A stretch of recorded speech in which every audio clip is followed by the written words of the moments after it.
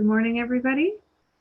Pursuant to the California Governor's Executive Order N2920, this meeting will be held by virtual teleconference only with no physical location. Spoken comments via computer will be accepted through the Zoom teleconference meeting. To address the commission, go to zoom.us/join. Meeting ID is 942-5837-0735. When you wish to speak on an agenda item, click on the raise hand function. When called, please limit your remarks to the time limit allotted. Spoken public comments using a smartphone will also be accepted through the Zoom mobile application. To offer comments through a regular phone call, call 1-669-900-6833 and enter meeting ID 942-5837-0735. When you wish to speak on an agenda item, hit *9 on your phone so that we all know that you wish to speak. I don't see any public comments right now, but maybe some will come.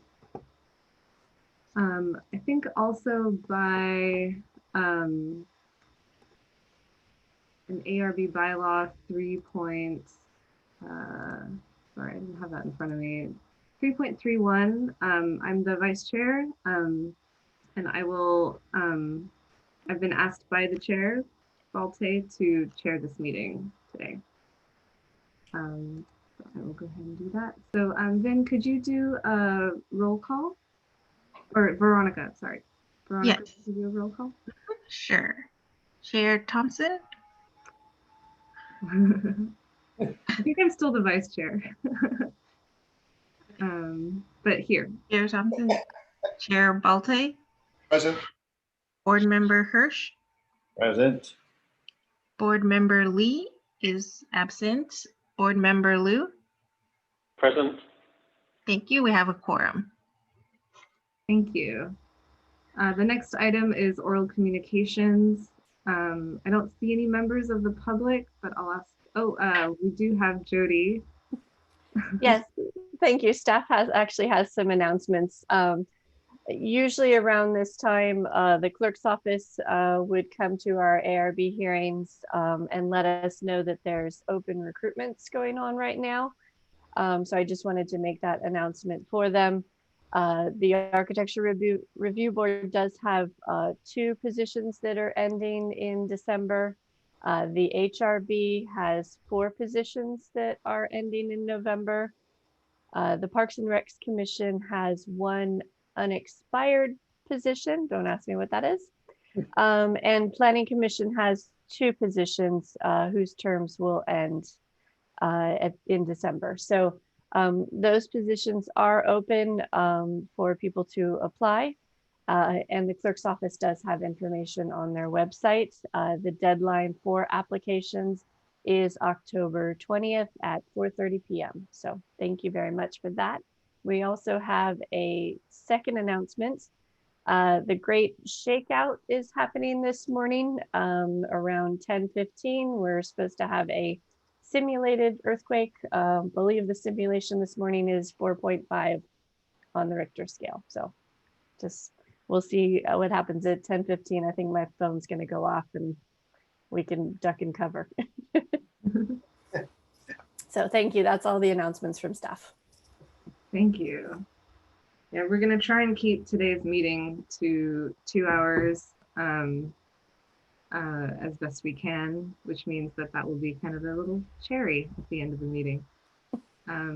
Okay, the next item is agenda changes, additions, and deletions. And no changes. Thank you. City official reports. Yes, hopefully someone will bring this up for me, but we were aware that board member Lee was not going to be able to attend today. She has sent in some written comments about the objective standards, so we appreciate that. And then you see that the rest of the year will be virtual meetings. So far, we're anticipating having all these hearings, and I think they're far enough away from holidays and things, and we are virtual too. So I'm hoping that everyone can attend, but please let me know if you're going to be absent for a certain hearing. When you go down further on the page, you'll see that November 5th hearing, which is our next hearing, we are looking to have the Costalea School come back, and that would be its third and formal hearing. The applicant and staff have certainly heard that in order for the ARB to make a recommendation, there would need to be a complete set of plans. And so they are working on that so that there would be no confusion when we do that third review. So thank you. Cool. All right, thank you. Okay, so that takes us to the main item on our agenda here, which is the study session. This is a study session for the ARB review of the draft objective standards. And then, so I think we have a presentation by Ms. Eisberg. So I think it might be best just to go into that, and then we'll sort of conduct our discussion, I think, after that. Yes, thank you. I do want to introduce Jean Eisberg with Lexington. She has been helping us a great deal along with the rest of her team, Chris and others. So she can introduce anyone else, but they've been a great help to moving this project along. And Jean does have a presentation for everyone. We are trying to get through a lot of stuff, in a short amount of time. So we're hoping there's a few areas that we might be able to do quickly where there might be some more consensus. And so that will leave us time to focus on other areas that may need some more discussion. And those areas of more discussion were called out in the staff report, and those are the areas we're hoping to focus on today. So thank you, and I'll let Jean take it away. Okay, thank you. Good morning, everybody. I'm joined today by Chris Sensening, who you can see in the corner there from Ramey & Associates, and I see his colleague Jeremy is also on the line as an attendee. I'm going to go ahead and share my screen. Let's see where to go. So Jean, what was the name again? And we'll get him moved over to panelist. Jeremy. Jeremy. Okay. It's okay, Jody. He can stay an attendee. Oh, there you go. Welcome, Jeremy. Okay. I'm just going to share my whole screen since that's what's working. Okay, so we haven't talked to you as a whole group about this project since February, given the pandemic and frankly the challenges of this project. It's taken us a little bit longer to come back to you, and I just want to say thank you to David and Osma for helping us as the ARB subcommittee to work through the real substantive issues. We met 3 times since we've seen you last as a whole group. So what we want to focus on today, I'm going to spend a few minutes going through an overview of the project, reiterating the purpose that we talked about in February, which districts and uses this objective standards project applies to, talk a little bit about the process getting here and going forward, and then we'll run through the organization of the code section, the new code section 18.24 that was presented in your packet, and the structure of that. And so I'm calling it here alternative compliance, but basically there's 2 paths to move through this objective standards process. Either you meet the objective standards, and that's the streamlined way to get through this, or you choose to meet the intent statements, which are the more general guidelines, and the compliance with the intent statements is at the discretion of the ARB's approval. Then we're going to go through a discussion of each of those substantive topics. And as the vice chair said, we're going to spend about 10 minutes per topic. And so, she articulated that we're going to try to do this in 2 hours. So we'll spend about 10 minutes per topic. We may not get through all of them, and so we'll have to schedule another meeting if we don't. But I'll go through each topic one at a time, take a pause, we can have a discussion for 10 minutes, and then we'll move on to the next topic. In terms of the organization, and this is the graphic on the right side of the screen, the topics are organized in a rational way. So beginning with site access and site design, so bigger site planning issues, to the massing, modulation, and finally the architectural details, entries, open space. And so hopefully as we're going through our discussion, we'll be able to talk about some of the bigger picture issues and then move into more of the detail. So as you may recall, this project is really a reaction to changes in state law. And so the way it is now, the city has a number of subjective design criteria as well as objective development regulations that are used to review projects. And going forward, the city is not going to be able to enforce the subjective criteria on certain types of multifamily and mixed-use projects, given these changes in state law. And so I do want to be clear, this is a real change in the way that cities are reviewing and acting on these eligible housing and mixed-use projects. And so I know it can be a little uncomfortable, but this is our new normal, as we're seeing in many ways this year. So in terms of which projects this will apply to, this will apply to projects that are eligible for streamlining, which include multifamily projects. And the way that the city defines multifamily is 3 or more units. And they will apply to mixed-use projects with at least 2/3 of residential floor area.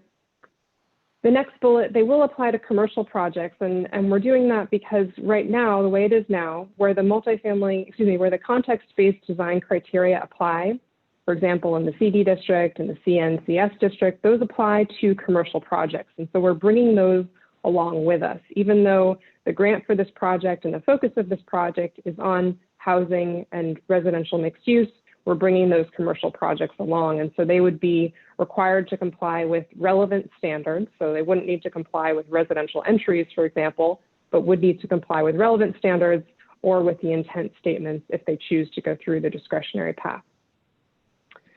In terms of the zoning districts, this will apply in all of the districts where currently the context-based design criteria apply. So that includes the RM districts, the CD, CN, CS districts, the PTOD overlay, as well as the planned community and these additional districts listed here. So just wanted to recap the project review process since this did change last year with changes in the ordinance. So the way it is now, city staff reviews all projects that come in the door, but city staff will be the only group that reviews SB 35 streamlining applications. And again, this is the new law that was passed by the legislature in 2017, which allows streamlined review for certain types of housing projects. And so city staff would review those ministerially, but otherwise pretty much everything is still going to come to the ARB. And the difference is whether, and that's regardless of whether a project is proposed under the Housing Incentive Program, whether it's compliant with the Housing Accountability Act, or it's not compliant with the Housing Accountability Act. The only projects that the PTC and the council will be reviewing with changes to the ordinance last year are projects, housing projects that require legislative action. So they're looking for a rezoning or a waiver from parking requirements or other regulations. And so the way it is now, the ARB has been using a mix of objective standards and subjective standards to complete the review. And so this is objective standards include use regulations, is residential multifamily allowed? It includes development standards like FAR, height, other regulations such as parking and the retail protection ordinance. And then right now, the ARB can apply conditions of approval, can apply the ARB findings in making a determination about the project. Now, going forward it sort of depends on the project type as I explained, but the context-based design criteria are going to be rescinded from the code and replaced with the design standards that are proposed in your packet as we amend them going forward over the next few months. And so those context-based design criteria, which were subjective, are now being transformed into these objective design standards, and that's what the ARB would be applying going forward. And for the purposes of Housing Accountability Act projects that are required to meet objective standards, those are the only standards that can be used to make decisions about a project. So for those Housing Accountability Act projects, the ARB would not be able to use the ARB findings to reduce the density of a project or otherwise make it infeasible or to deny the project. And so again, these are the standards of review, these objective standards of review for SB 35 projects for those Housing Accountability Act projects. For other types of projects, including commercial projects or projects that don't meet the Housing Accountability Act, the subjective criteria could still be used in decision-making, including the ARB findings. So we last saw you earlier this winter. We've been working all along the way and working with our ARB subcommittee, thanks to them, over a series of meetings this summer. And so now we're back meeting with you today. And if we don't get through everything today, we'll come back for another meeting. Then we'll move on to the PTC probably this winter, and ultimately to the council to finalize the ordinance.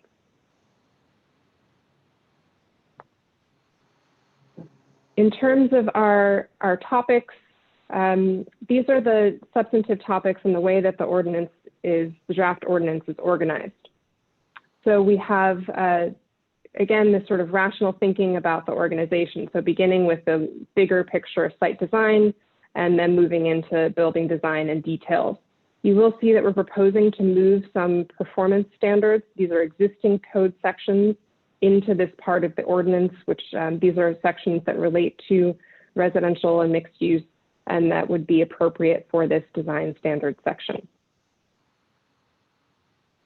I mentioned at the outset, there are really two ways of compliance. So we have a general intent statement at the beginning of each topic, and this is a subjective statement. It is drawn directly from the context-based design criteria and from the ARB findings, and it is, again, subjective. And so you have two paths from there. As an applicant, you either meet the objective standards that emanate from that intent statement, and those are the dimension standards, the menu of options, or you can choose to go through the discretionary review process with the ARB, and the ARB makes the determination that the project meets the intent statement.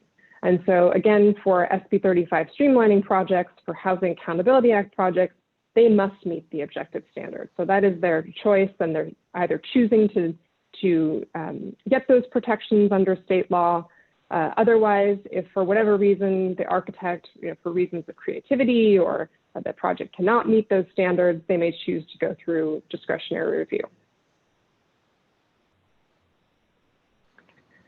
So one of the ways that may help to think about whether you think these standards are working or not is to think about some projects that you think are successful or unsuccessful, and to test the proposed standards against those projects. And so when we were crafting these with the ARB subcommittee, we used Jamboard, a whiteboard, to sort of share images and discuss and debate the relevance of certain standards. So I would just encourage us to think about actual projects as you're making some decisions. And I know that you're all working in your professional lives on these issues, but it may not be that hard for you to think of projects that you like or do not like.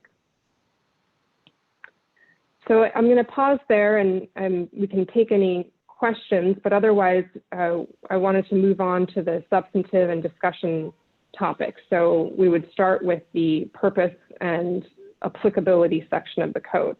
But I'll ask the Vice Chair if we want to pause there and take any questions.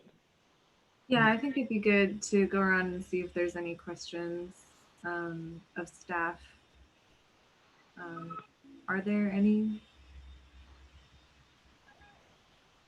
I do. There's a hand.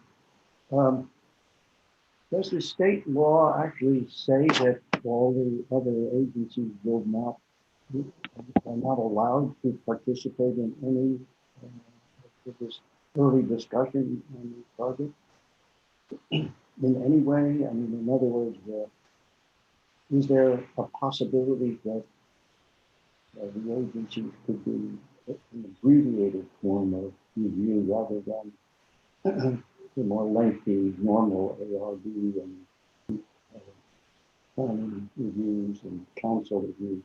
It's a little hard to hear you, David. Okay, sorry. Did you get that, Jean?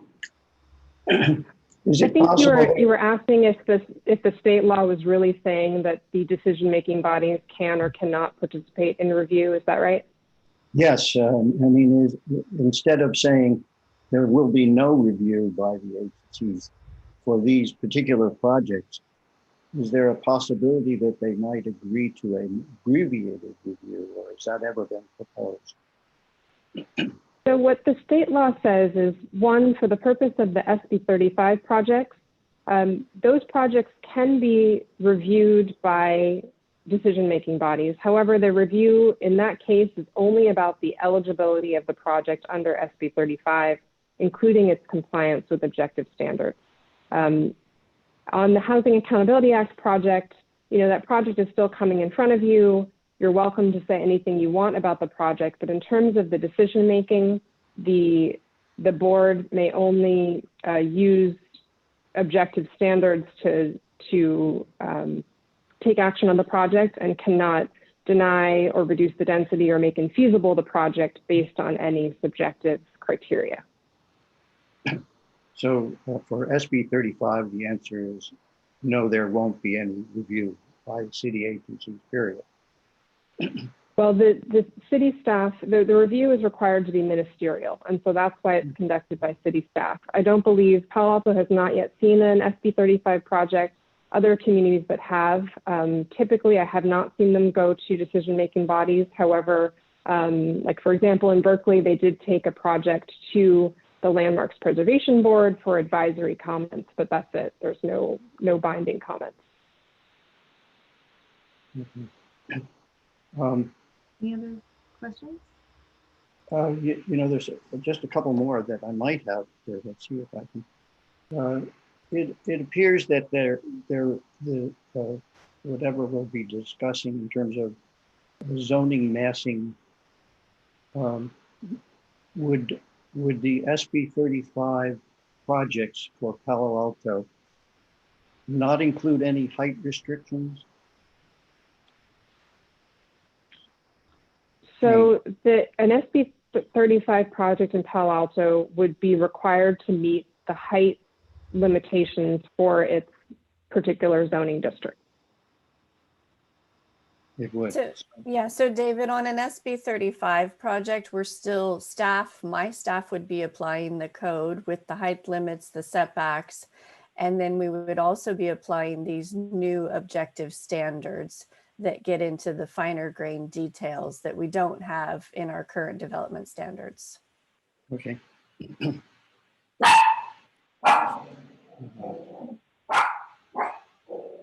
Right, so I guess I wouldn't have any more questions at the moment.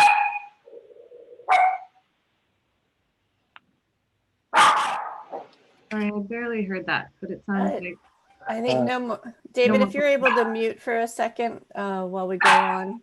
Would you go downstairs? Hold on. Does Board Member Liu or Chair Balte have any questions for staff? I have no questions at this time. Okay, I had one really quick one, just kind of like housekeeping. I know that we were all given a Word file in terms of giving our feedback. It's my assumption that we're all going to send you either a Word file of track changes or scans of any notes as part of our feedback today in this meeting. Yes, that would be very much appreciated because there may be some, small minor changes that you're wanting to make to the document. If that's true, then please send those, through track changes. If there's some larger discussion items, then that's what today is for. But all of those changes will be brought back at a future hearing. So they will be, made public at that time. Great. Can you clarify somehow the schedule for this to be completed? Just because some of us may have considerations that require more time to work them out. What if that happens? Can the schedule be changed? We are in a little bit of a gray area here. I mean, if an SB 35 project comes in tomorrow, staff does not have a whole lot of regulations to apply to it. They would currently, have to abide by setbacks and height limits, and that's about it. So, we just want to be careful how far we push this out, because it just leaves more opportunity for those sorts of projects to come in and for us to have, really no design standards to apply to them. So we had originally, we were trying to get this project done by the end of the year. We know that that may not be fully possible. So, I mean, it can be pushed out, but as much as possible, we're still trying to target the end of the year to have this project completed. But we do absolutely, need to have a hearing with the Planning Commission and with the council. So those all take some time. And we'd have to come back to this board as well, whether we do that with just the ARB or if we're able to do that as a joint ARB PTC meeting. Thank you. Hey, Jody, I have a question. Yes. So on the slide on their screen, under section B, I was wondering about the PF zone, like public facilities, because we do have the housing overlays, like we have the workforce housing and the affordable housing overlays, and would those also be affected by this? That's a very good point. And I think we'll have to look at that a little bit. Yeah, that's a very good point. Okay, thanks. Does the same then apply to R1 zones? No, in the R1, I think we have sufficient standards. We have the individual review guidelines for the 2-story homes. And this is also we'll go back and look at PF, but really we weren't trying to change the code necessarily. I mean, we're trying to take the existing context-based design criteria where those currently apply. So I'm assuming, given it's not in Jean's list, it doesn't currently apply to PF, and I just don't have the whole book memorized. But where the design guidelines currently apply, we're just transforming those to be objective, and they would apply in the same areas. But it's true that in PF, we are allowing some additional uses, and so there might be a need to add the objective standards there, but not the same for R1. Thank you. No, for the record, I think we lost David. I don't see him on the attendees list anymore. So hopefully he's able to join us shortly. I think we should keep going though, in the interest of time. I did want to just ask if there's any public comments. I don't see any, but I'll ask Veronica, do we have any public comments before we continue on with our discussion? Nope, there's no attendees with raised hands. Okay, great. Okay, so let's dive in. So like Jean mentioned, we'll just go in order of the table of contents and go through sort of each of these sections, starting with purpose and applicability, and just maybe go around and see if there are any comments or any items to discuss, and we'll try to move on from there and cover as much ground as we can. Okay, so let's start. Does anybody want to start us off on any comments on purpose and applicability? Well, I'm happy to go ahead on the purpose and applicability thing. I believe that these standards should only apply to the Housing Accountability Act projects. I don't think they'll work well for commercial projects in general.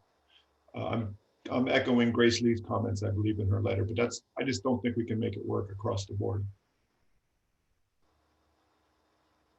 Thank you. Thank you. Board Member Liu?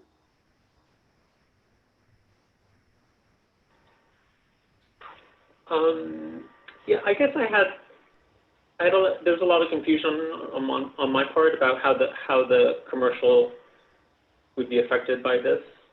It was not clear to me when I was looking through the document. It seems to me, though, that to do that for some of the mixed use buildings, right? So if a project is like 90% residential and there's just small bit of ground floor retail, then I think we should try to get those projects to work within the objective standards. I think, Alex, it's two-thirds mixed use, two-thirds residential defines it as mixed use by the state law. Right. So that's sort of what triggers these standards, or I believe should. Yeah. So I'm okay with that. And your comment, Chair Balte, was just that it shouldn't apply to 100% commercial projects. Yes, as I'm reading what's being proposed to us is that we try to just make this apply to our entire code, basically. And I see too many issues where it just isn't going to work very smoothly. And I think we shouldn't throw away what's been working well enough. And we should just focus on applying this to the places where the state's requiring us to have something else in place. So I do want to be clear that the context-based design criteria does apply to all projects right this minute. And so we are trying to pick those up, massage them to be objective, and to put them in a logical place in the code. If we don't bring the commercial along with us, then the code just gets larger and gets that much more complicated to implement. So we are not really doing anything different than is currently being done. We're just taking subjective items and making them objective. And I want to be clear, Jody, that I don't believe this is an equivalent substitution of a standard. I believe the subjective standards we have now are superior to these objective standards. And I don't think we should get rid of the ones we don't have to. I think there is actually a middle ground that has been struck here where we have the intent statements, which are subjective. And I believe those intent statements are meant to supplant what is currently existing in the context-based design criteria. And so I would assume, and Jody and Jean, correct me if I'm wrong, that for 100% commercial building, we would only sort of look at the intent statements as what would be applicable, since those are supposedly identical to what is currently existing in our context-based criteria. That would certainly be a reasonable way to implement this. Yes. So then right out of the gate, you say, which applies, the ARB findings or these intent statements? If it does come back to the ARB, it's immediately a confusion. And I guess I believe the ARB findings are superior to these intent statements. And they've been vetted. The intent statements are nestled under the ARB findings. Correct. So So I the think ARB findings do not go away. Okay, look, I don't want to go around on it. That's how I feel. Okay, we just want to make sure that that's clear. Yes, yeah, so it's clear. I understand. There may be a middle ground. I've done projects in Seattle, and they have like a range of streamlining, right? So there's more design review based on like a larger type of project, a larger, more complex project. And if you have like just a very simple, straightforward, like a townhouse project, then that gets streamlined to the greatest extent possible. So maybe there's a way of getting some of Peter's concerns. Well, I think that's effectively what's happening, Alex, with this criteria of straight residential or 2/3 residential mixed use.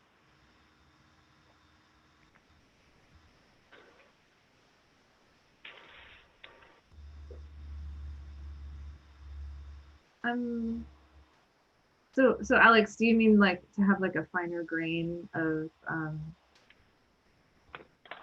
definitions in terms of how it applies to housing projects versus just the 2/3? Yeah, and so again, Seattle's not, they don't, it's in a different state, so they don't have to, they're not following California's laws. So they have a different, but they have similar concerns with housing crisis and housing affordability and permit streamlining. And I'm just saying that maybe there's middle ground between 2/3 residential projects, and then say maybe there's a rezoning project that goes through our old process, and maybe there's the commercial projects or somewhere in the middle. Maybe they follow the objective standards, and then maybe they do need some additional review. I don't know what Peter's concerns are specifically, if it's about like quality and character or something, but maybe there's a way that they get one ARB hearing for some of those additional issues. Anyway, I'm just throwing that out there. Alrighty, I'm gonna give my feedback really quick, and then I'm not sure who's keeping time. I should probably be keeping time, but we should probably keep going. So I hear your concerns. I hear the concerns of the board. I do think that there are ways to mitigate these concerns. I understand that the current findings that we have do not change, and it's really just that the intent statements supplant what is the context-based design criteria. And so that sort of feels okay to me, since those are pretty closely worded next to each other.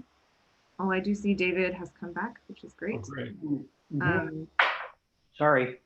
You understand, things happen. The other element is I had a comment on the definition of facade modulation. And I think, let's see if I, so it said the definition for facade modulation was a change in building plane that changes the interior space.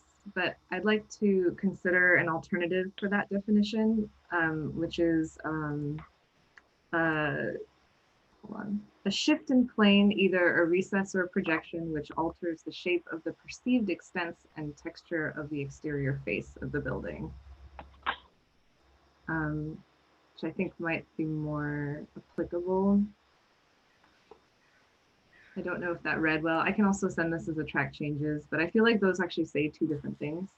But I think it's really more about the exterior face as part of the facade modulation. Okay. That was my only comment on the purpose and applicability. There was another note that I had that was just sort of a more general note about these standards that I think is important. I don't know if the board feels like it's important to put in writing, but in terms of the intent of these standards, I think should be that we want to promote good design.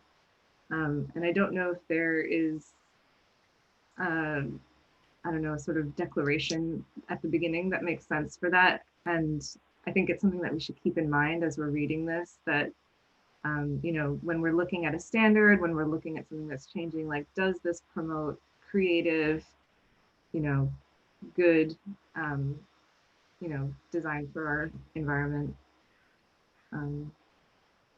But other than that, I'll leave it there.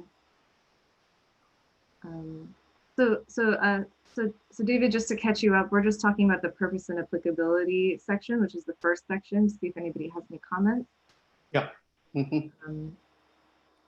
And I don't know that we actually had a chance to get your comments on this. Well, I liked, you know, your abbreviated list that you put together, and agree with your present comment about modulation. Whether I want to add to this right now, I'm not sure if I'm caught up enough to be able to add to it. I would wait on some of the more in-depth discussion about the details. David, can I quickly chime in, Grace, for something? Not Grace, Oswald. Oh yeah. David, I started out by saying that I don't believe these standards should be applicable to commercial projects only. In other words, they should just apply where the state law forces us to make them apply. Absolutely agree with that. I think that's the position Grace has taken. And yeah. Osman and Alex have not chimed in as strongly as I have. And I think it'd be useful for you to put your opinion out on that Yes, issue. my opinion is the same. I don't understand why they are included in the project at all. So I do agree with you 100%. My understanding is that they don't apply to 100% commercial, but that just the intent statements apply. No, as I think this is saying that if a commercial project meets these objective standards, facade modulation, up and down, all this stuff, they don't go to ARB. The intent stuff doesn't apply. They get approved. That's So not my understanding. from a staff, May I respond? go ahead, Jean. So commercial projects are not protected under state law the way that the housing projects are. So this is not changing the process for commercial projects. They would still, all commercial projects that currently go to ARB would continue to go to the ARB. What Jody was explaining in terms of bringing them along, one example is, right now there's a standard that sidewalks in El Camino should be 12 feet. We want to make sure that commercial projects do that as well as housing and mixed use projects.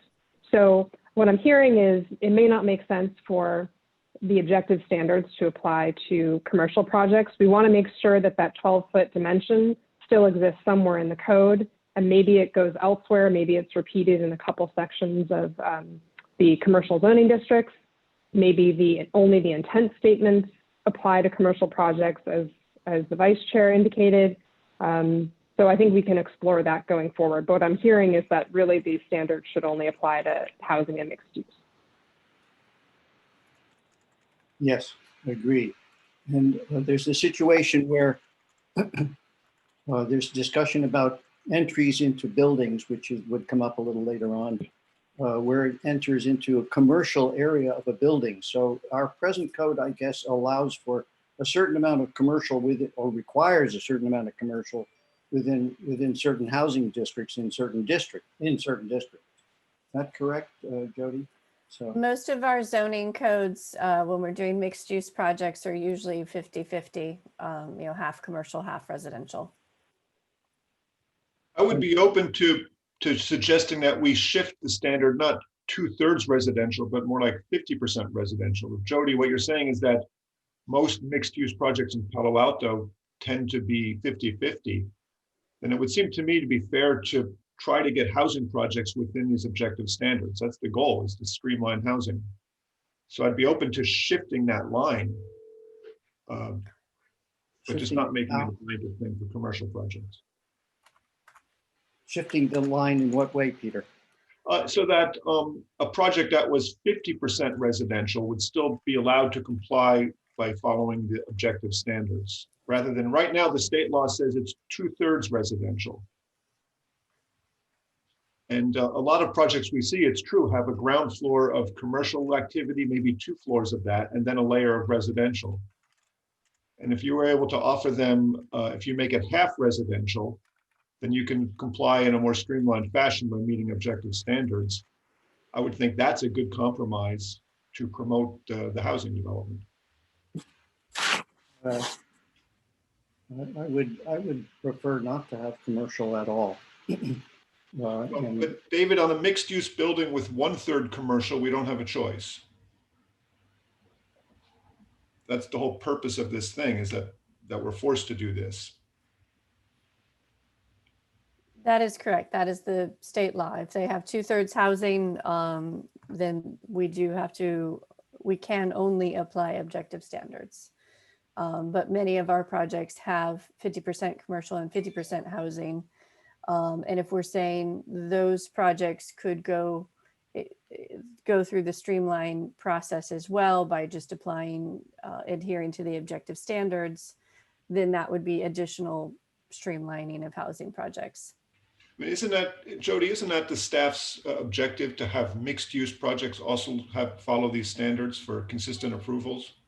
I think that's the state's objective, and certainly, everyone's objective, to make sure that we have sufficient housing. Yes. Okay, well, I would support that kind of a shift as a reasonable compromise. Oh, so Chair Balche, you're saying instead of 2/3, it should be 50%? Well, yeah, I don't know the exact percentage. I would leave that to some determination of what projects what's applicable for Palo Alto. I mean, that state number was written to apply across the board. But I think it's reasonable to have Palo Alto set its own shift as long as it meets the state standard. And from what I just heard briefly, 50% seems like a good number. But I'm open to having staff evaluate where that line might be. Yeah, and Vice Chair Thompson, if I may, I think some straw polls on these topics might be helpful, because I'm hearing some conversations about, commercial only projects. How should we apply these new standards? And then we're hearing about, 2/3 housing versus 50% housing. When should we apply the objective standards? I think those are two good points that it would be helpful to get clarity on. Okay. All right, let's do a straw poll. So for the commercial, 100% commercial projects, how does the board approve the idea, or does the board like the idea of using only the intent statements, so not the prescriptive part where there's numbers involved below the intent statements, but just the subjective criteria that's in the intent statement? Does the board feel like that is okay to be applicable to commercial? Osma, could you frame that question in the opposite and say for commercial projects, the objective standards do not apply? I don't want to frame it that way because it's too confusing. We're calling the whole document the objective standards, but within the document, there's two parts. There's a subjective part, which is the intent, and then there's the objective part, which is the criteria. Does that make sense? No, it doesn't. I don't think you should separate them that way. What do you think, Jody? I would agree with the vice chair. I think there are two different parts to what we call the objective standards. There's an intent statement, which is completely 100% subjective, which matches what our current code is.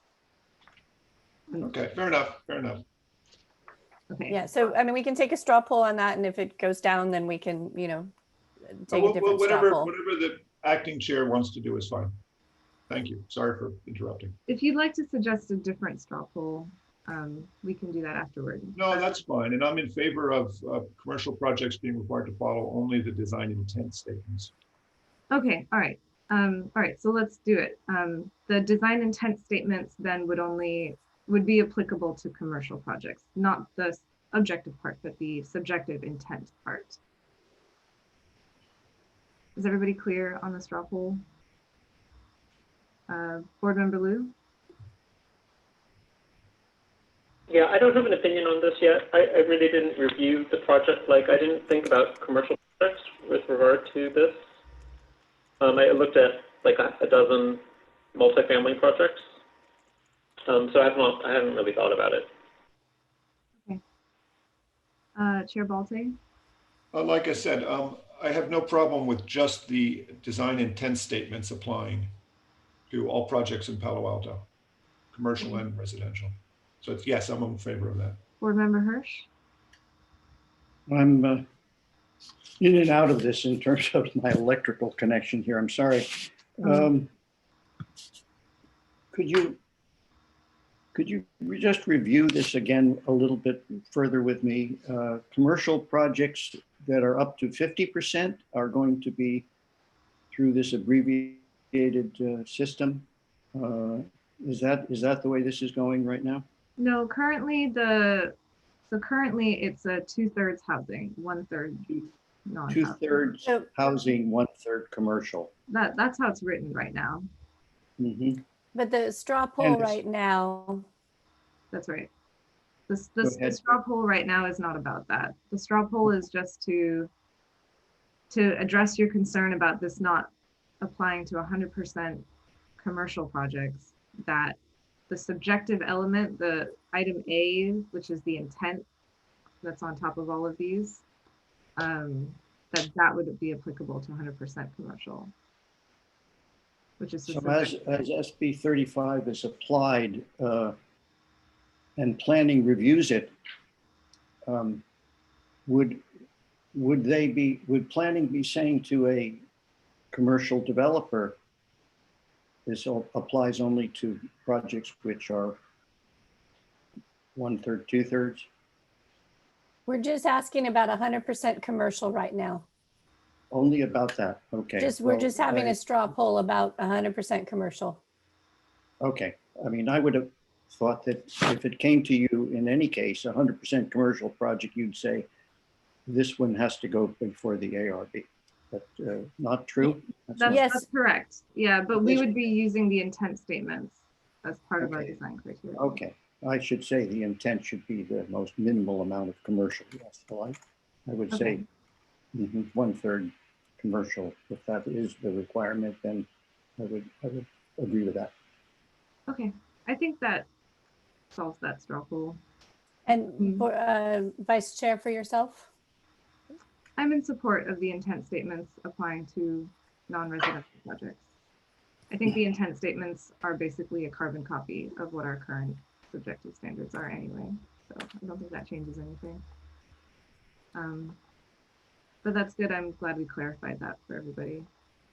Yeah, and then I think the second straw poll, if we could, you know, currently, Jean might be able to better explain, excuse me, that the objective standards by state law would apply to projects that have 2/3 housing. There's some conversation amongst the board. Would we want the objective standards to apply to projects that have at least 50% housing? And so that would be more projects could just use the objective standards. Thank you for articulating that. I'll start with board member Liu.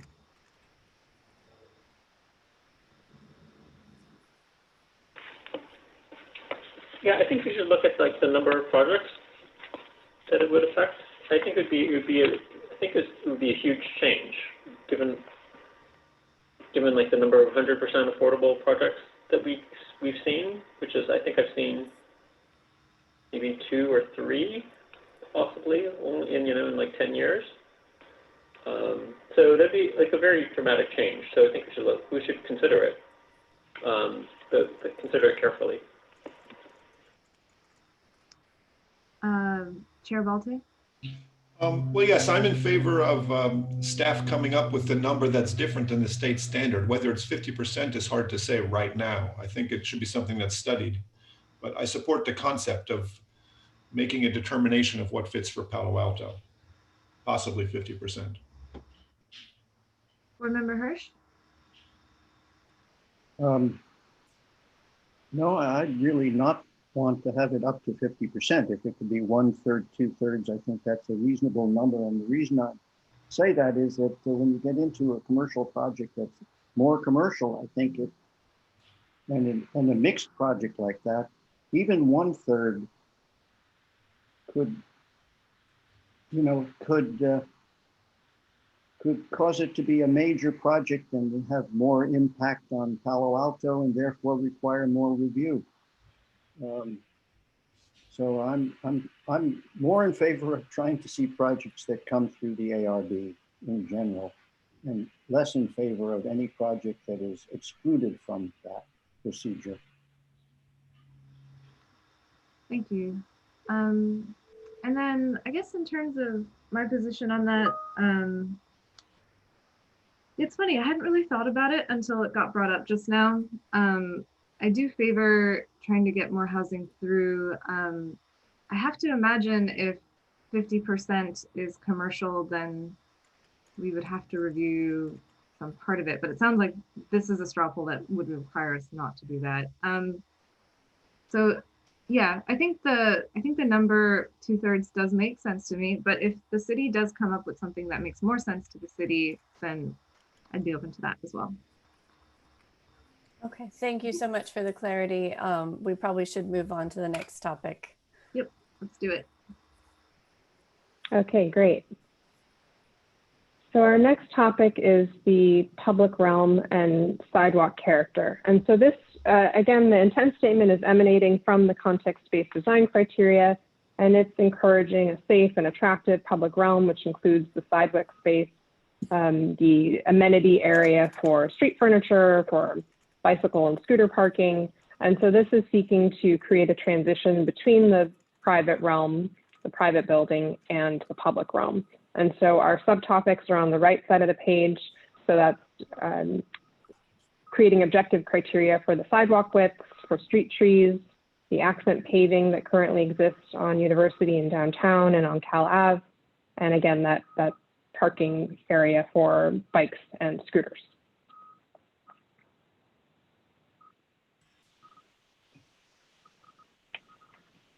Great. I'll start us off really quick. I don't have very many comments on this particular section. And me neither. You know, from reviewing it, it seems to be fairly complete. I just want to comment on the detail item. There's no mosaic tile. Is really, there is no such thing as mosaic tile that I know of. On street improvements, in any case, there have to be more solid elements, pavers, or brick, or concrete, or stamped concrete, or other such materials for paving. But mosaic tile, I don't think is included. It's just one item on your accent paving. That, unless you have some knowledge of something that I'm not aware of. But basically, I thought that section was pretty well put together. Did everybody hear that? Yeah, Yes. I could hear that. Board Member Liu? I have some comments on the sidewalks. So let's see. I think the first one is there are places, say like on Page Mill Road, where we're not allowed to have trees within 7 feet of the curb for the county, because it's an expressway. I think also in the perspectives that are shown, I think you're showing like in the traffic lane that there's like a car parked along the curb, which provides a buffer to the traffic. But in places on El Camino and also Alma Expressway and maybe other locations, that's actually like a traffic lane with cars going maybe 40 or 45 miles an hour. And so it's actually not comfortable to have like furniture along the curb in those situations. And I would tend to treat the landscape differently in those locations than I would if there was parking along the street. And I think like a really good example I think you can look at is the we have a multifamily or a mixed use project at, I think it's like 441 Page Mill Road, and I think the other really good example would be Alma Village, the grocery outlet project, where we don't have trees, and there's traffic and I think that sometimes the standards may not really work that well. And that's all I have on this one. Thanks. Chair Bolte? Yeah, just two quick comments. I think on the accent paving, I'd suggest instead just having one or two standards that you can use. And if, aside from that, it has to come to the subjective level. I think a lot of these are not going to be on University Avenue or Cal Avenue. And you're just opening up a Pandora's box, letting somebody put whatever accent paving meets this vague requirement along El Camino or San Antonio Road. So I think just have the city define one or two alternative paving standards and leave it at that. I think that the distance to the primary building entry should be closer to 30 feet, not 20. I think 20 is just too restrictive for a bench or bicycle parking. So I'm in favor of increasing that number. That's all. Chair Bolte, can I get a clarification? Was that for the street tree location? No, street tree locations are fine. It's section 4, mobility infrastructure.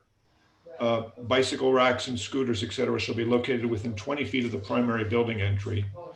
And then regarding a seating bench of some kind within 20 feet of the building entry. And I think that in reality, that's just going to be a little bit too restrictive. And I'd rather see the designers have a little more flexibility where those amenities are located. It's not relating to street trees, those are fine. Would you be in favor of providing a range? Well, I just said 30, within 30 feet. So that's a range, I suppose. Can we take a straw poll on location for, so we'll do 2 straw polls. Let's do one on the accent paving, and we'll do one for location of mobility infrastructure. So let's start with the mobility infrastructure. Are folks in favor of changing it to 30 feet? Board Member Liu?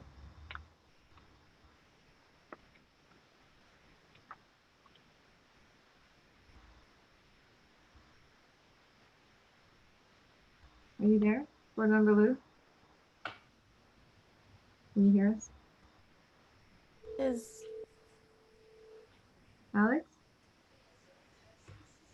Alex, I think his audio might not be working. yeah, something's maybe he turns it off while he's reading. I'm in favor of a range, as you suggested, Ozma. So what would be the maximum range, David? Well, I'd say 20 to 30 feet.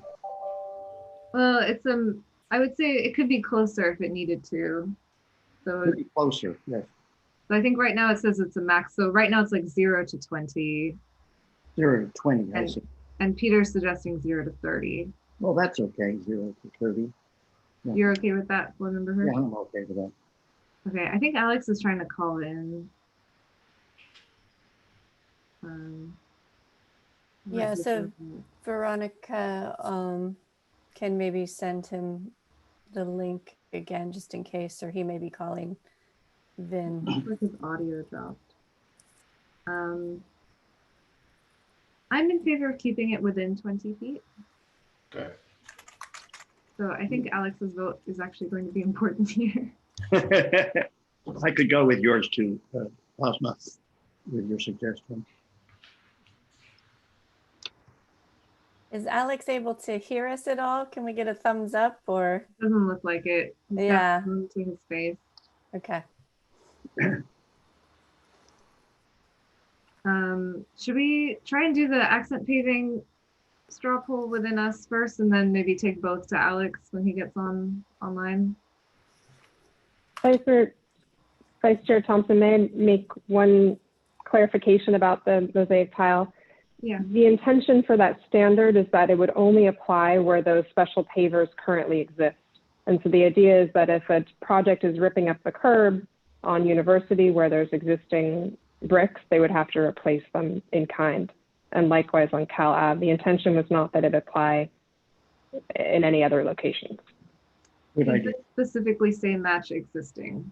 Yes, that's good. That's good. Yes, so we need to clarify that. Clarify that, yeah. Oh, I'd be in favor of that. That's just fine then. Okay, so we won't take a straw poll on that one. Can you hear us, Alex? Alex? Can't hear you. Well, we've got a majority on this one now. Right? Yeah, No? that's we're going to worry about that one. But Mhm. we still can't hear Alex. Okay. Yeah. Guess we can keep, let me write that down for the mobility one. We'll circle back when he gets back on. Okay. Oh, let's see, maybe I just saw him drop off. yeah, so maybe he'll join back on and fix it that way. Okay, was there anything else on this section otherwise? I think we got to everybody's comments and we can probably move on. Okay, let's go to the next one. Okay, so next up is site access, and this relates to the hierarchy of circulation users, so prioritizing pedestrian access and requiring a submittal of a circulation plan. We've tried to make that as objective as possible, but basically separating uses to make sure that pedestrians have safe access to buildings separated from vehicles, including separation for bicycles. So for example, that we want to avoid having bicycles enter a driveway and parking in a shared driveway, parking in a shared parking area as vehicles. And so it's separating those modes and creating connections again between the private and the public realm. So on the right-hand side of the screen, we're showing the subtopics that include the objective standards. Again, that circulation hierarchy, which is through submittal of a plan, building entries, vehicle access, and then the locations of loading docks and service areas to minimize those areas and keeping them away from the primary facade.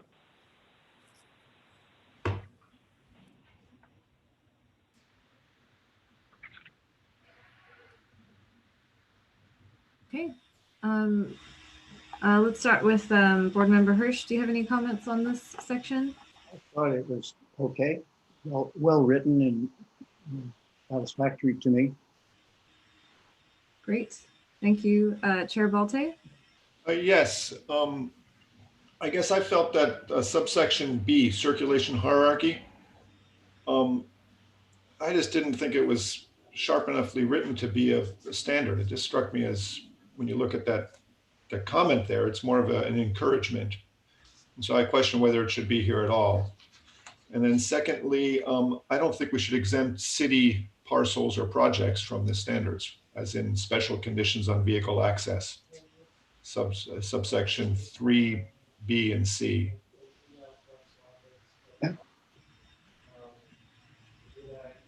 Those are my two suggestions. So you're suggesting to remove the special conditions note? Well, special conditions,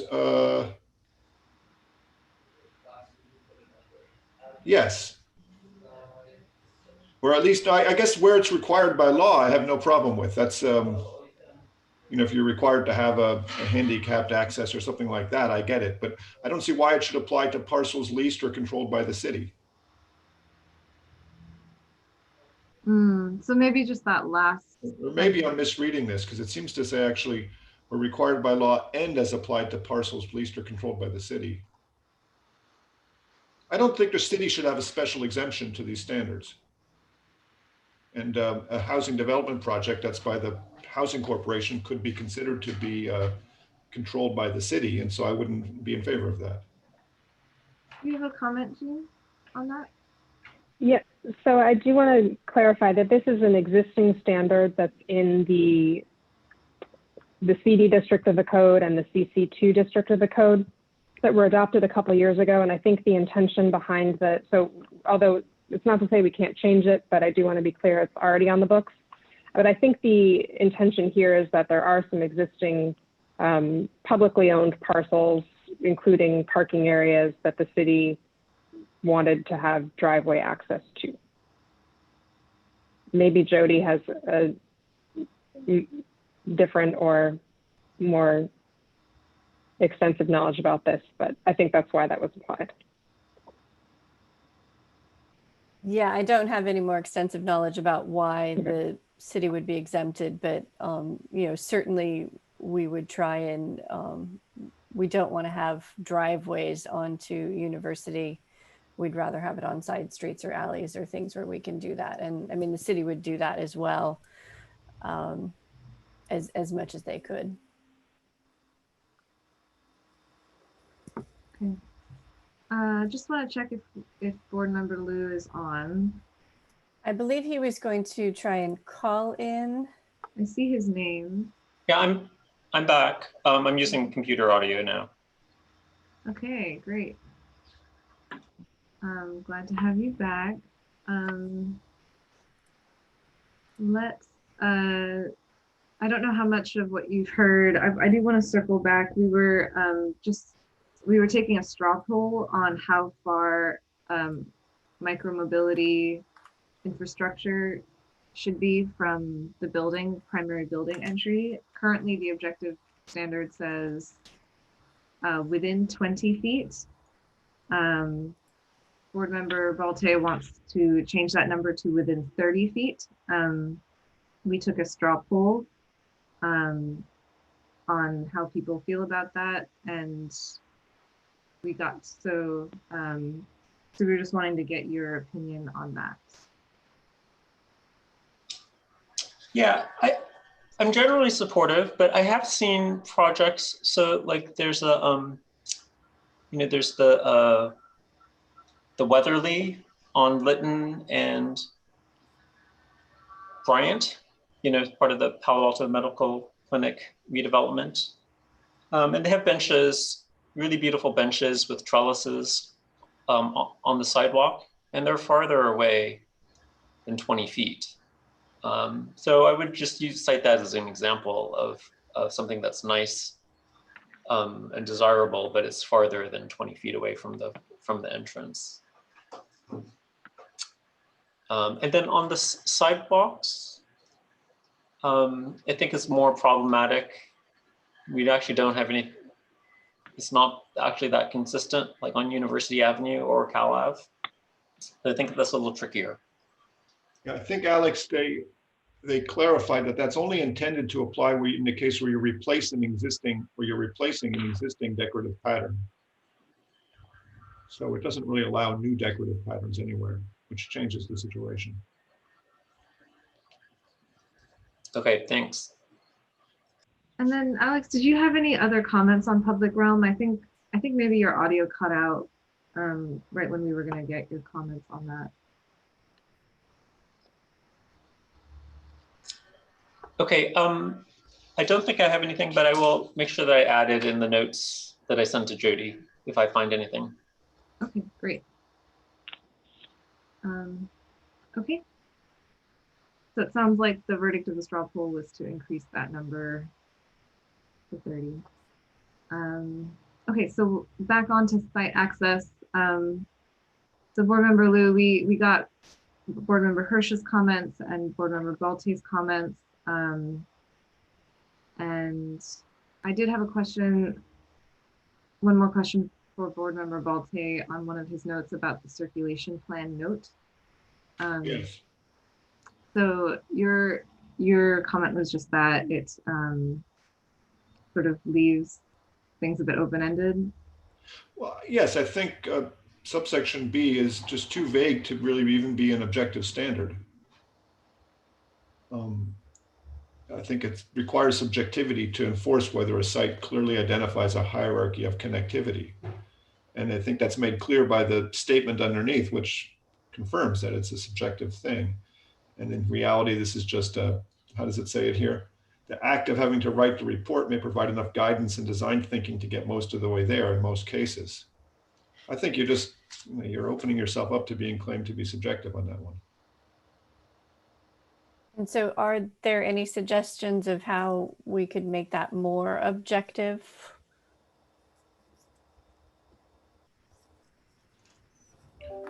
I guess I feel that in other places here, it seems to me that it says clearly you have to prioritize first pedestrian and then bicycle and then vehicular and then service access to buildings. And I think that sort of covers it, or is as close as you can get subjectively. I mean, objectively. Okay, thanks for clarifying that. I wasn't sure. I had some confusion on your note on that.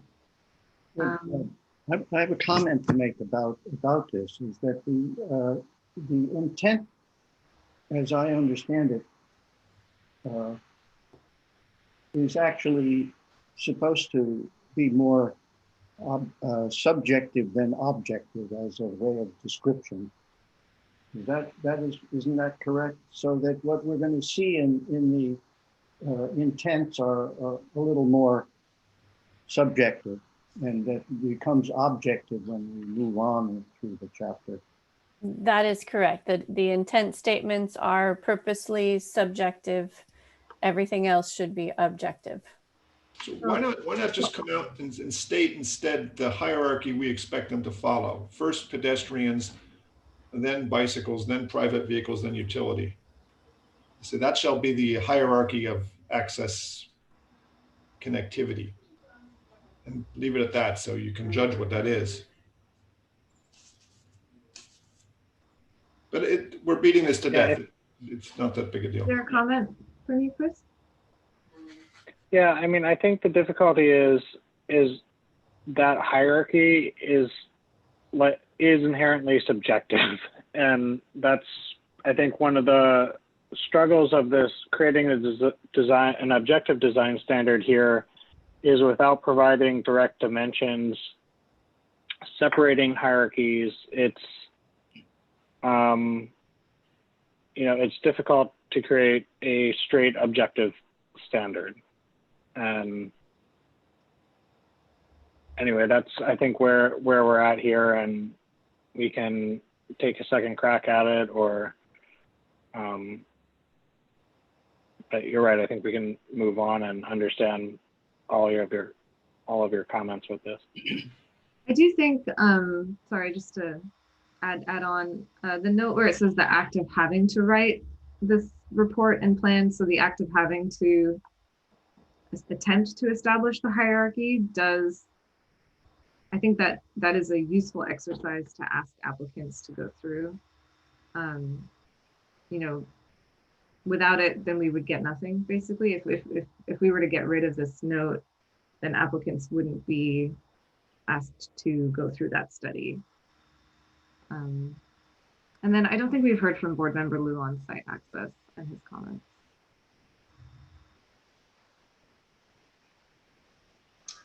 Yeah, I had an example that I was thinking about when I was reading this. Was like in Mountain View, in their specific plans, the developers are asking for flexible private streets. And that's so that they can build garages below the private streets.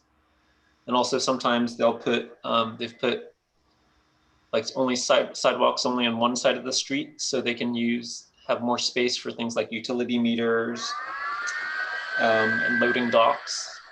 And there's been a lot of criticism about those flexible standards. And so they've been trying to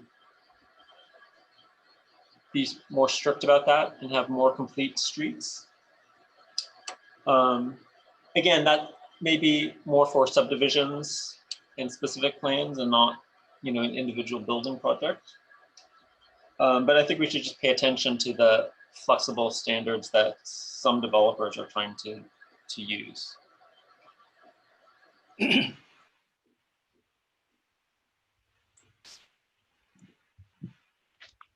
Okay. A comment on that is that what are we dealing with here in Palo Alto? Do we have a situation that would be like that, Alex, that you can imagine happening here in Palo Alto? I do agree with you that the issue of flexibility for all situations, all potential situations, has to be addressed in codes like this, so that it raises the question of just changing codes and making assumptions about the way in which we develop the new code. But in this case, I think we're more or less talking about specific parcels here that won't be like that in Mountain View here. There just isn't that much, as I can understand it from just bicycle riding around town, there isn't that much land for development of that nature here.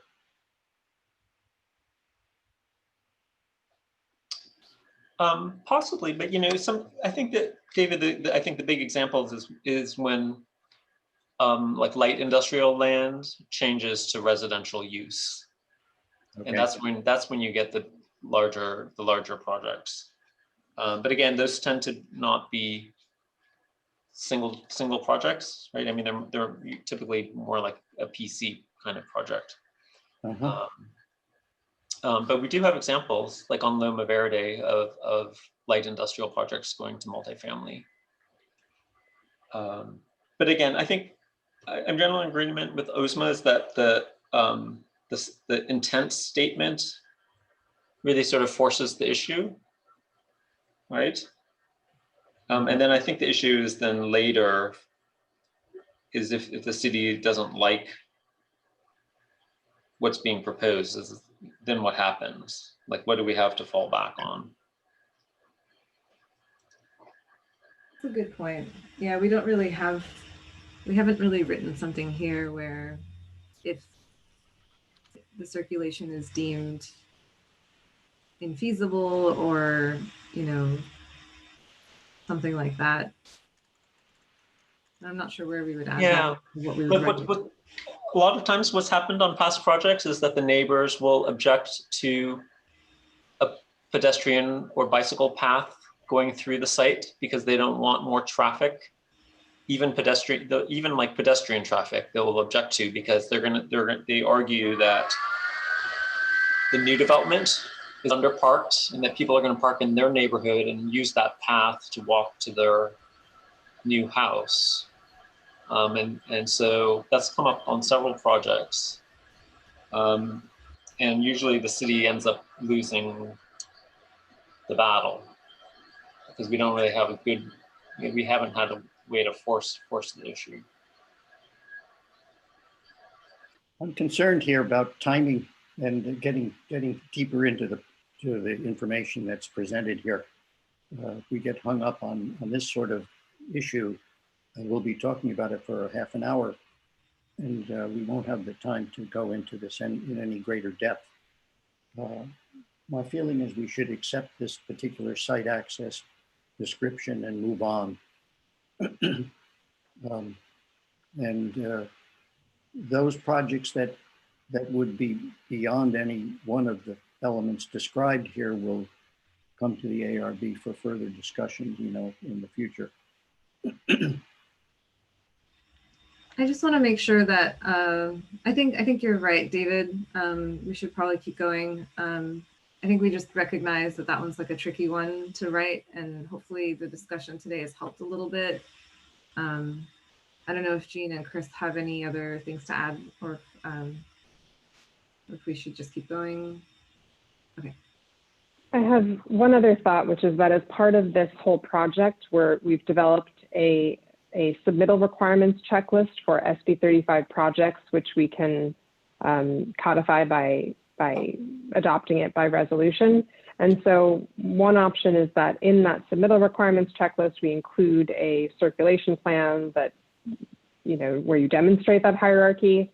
It's, we still run into this objective-subjective issue, but it's sort of a different avenue to request that information. And then we kind of need to figure out how to then evaluate it. To the board member's point, if we don't have legs to stand on in terms of what that hierarchy should look like, it gets a little bit more challenging, but it may be a different way for us to request that information. That's a good thought. That's a good idea. Okay, and I guess we'll have a chance to revisit this when we have our second meeting, and hopefully there's been more edits on that. Okay, should we keep going to building orientation? Okay, so we're getting closer to the building.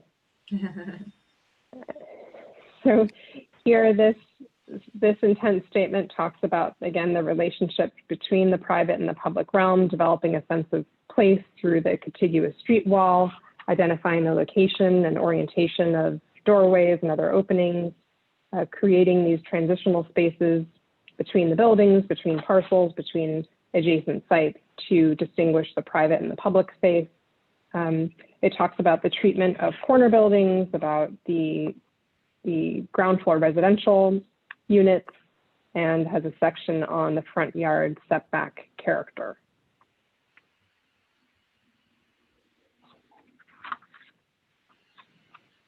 Who wants to go first? I will, if you're up for it. Yeah, go for it. I just have a number of small suggestions, but they might be more controversial. So on the building orientation, treatment of corner buildings, I think 40 feet instead of 60. Let's see, how did I write this here? Street wall shall be located at the minimum front yard setback or build-to line for a minimum aggregate length of, instead of saying 60, I think it should say 40 feet with a minimum side of 12 feet. It's basically defining the corner of a building. And then I think that instead of saying change in height of at least 8, actually I'll send that, that's just a typographic thing. And then common space that is no more than 6 feet above the back of the walk grade, I think should be only 2 feet. I think this common spaces should be closer to grade in all cases, but 2 feet. And then primary building entry. This is section 2A, paragraph A. It says a minimum area of, instead of 36 feet, I think it should be 60 square feet with a minimum dimension of 6 feet. There should be larger spaces for common entries. Commercial was okay at 100. And then I did not agree at all with the ground floor residential units having a minimum of 80% access directly from the public right of way. I'm thinking of several projects we've done where developers preferred to have access internally, and I think it worked out okay. I think it's too restrictive to require that in a blanket fashion. And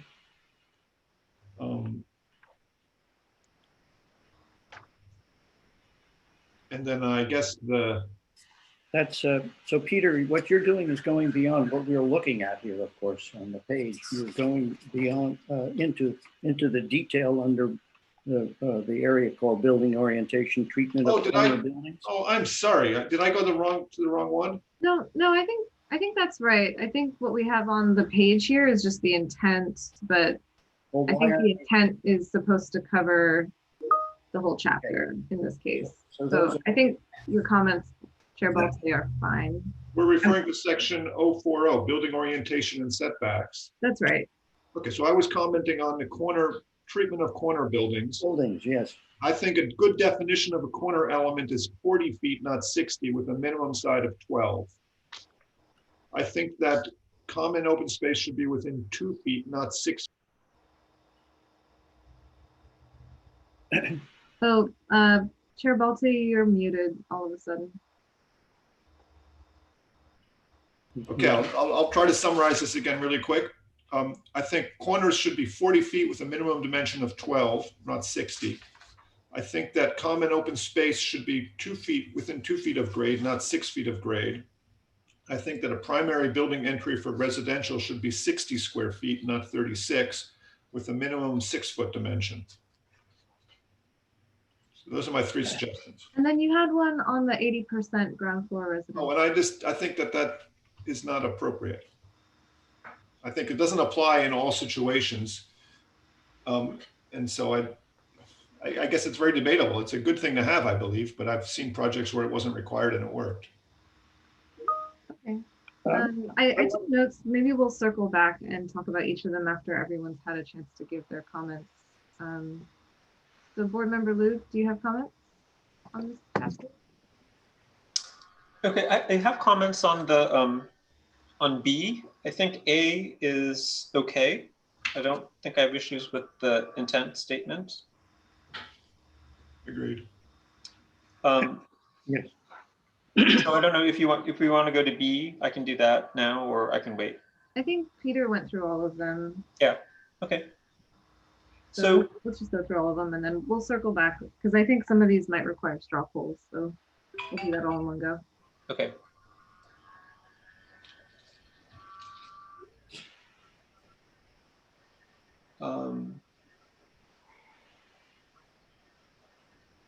Yeah, so I think that the corner is too, I think I agree generally with the corner, but I think that more options should be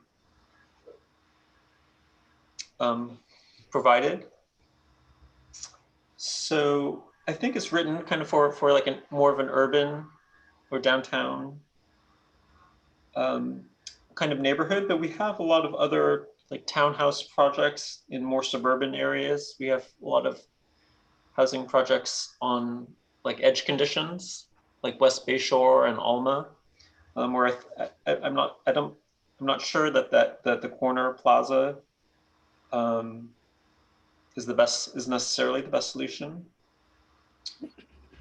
And then I think the other thing too is I think a big question for me is the corner plaza, like does that have to be open space, open to the sky, or can it be roofed?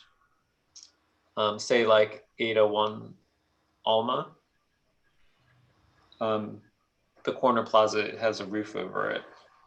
Which item is that, Alex? Number 2? Yeah, number 2. So it just says here you have to have a minimum dimension of 20 feet, minimum square feet of 1,000. Right, but open space is usually open to the sky. And so I guess the issue is, can it be roofed? And then And just to clarify from a staff perspective, staff does need some guidance on this as far as open space. Normally it is open to the sky, but we have had some developers push back on that. So the more guidance you can give would be appreciated.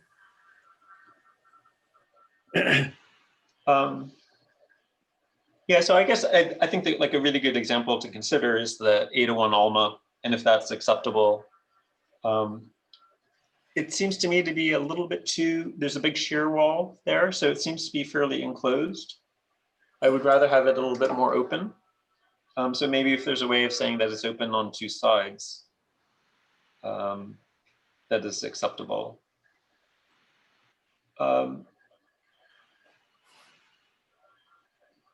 And then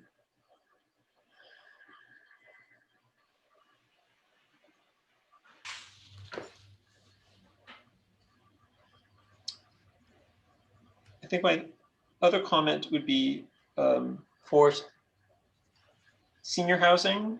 Senior housing is typically like a PC project in Palo Alto, but they typically have like portico shares that are fairly well enhanced with seating and landscaping.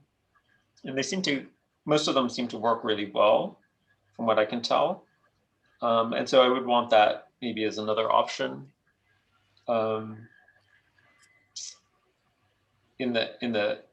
as the building entrance. And that's all that I've got here.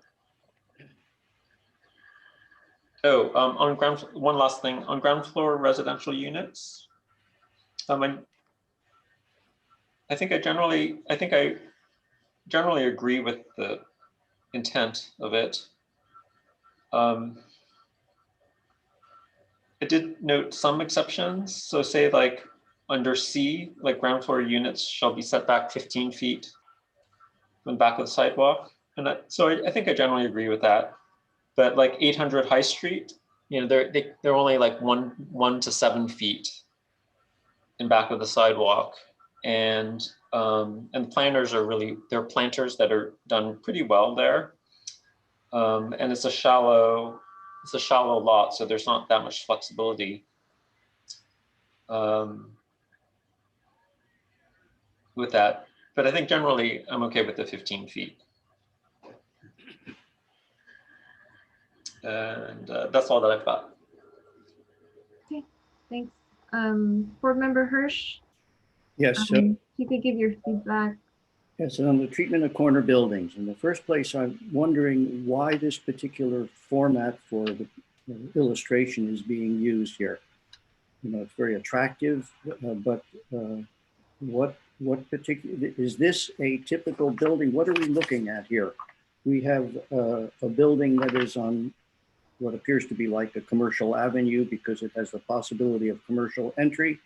Then we have wings to this building that are in both directions. There's the way this is described, the treatment of a corner building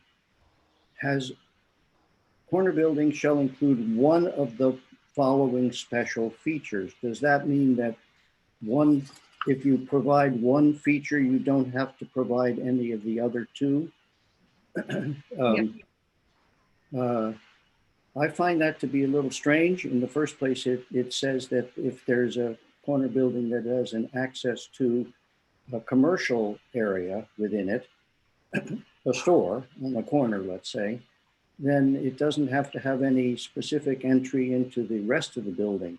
Where the store is going to be for the store alone, it won't be for a residential use. It really is a confusing situation here to have this divided the way it is between the different elements so that, for example, an entry to a building is not as important if you provide the area behind it as a open space. The part that's open to a community use on the inside. And that community use as described, and I think Peter's point was well taken, is now half a level up somehow, or could be a half a level up, which means that the ideas here are expressed without really knowing exactly what the planning is for this entire building, a rather potentially complex building, which has potential commercial use on one side, a residential entry, which has to have a certain dimension, and or the back of it, which is an open space, which might require an open space anyhow. And the building is described on a specific block front that has all three sides of it facing a street.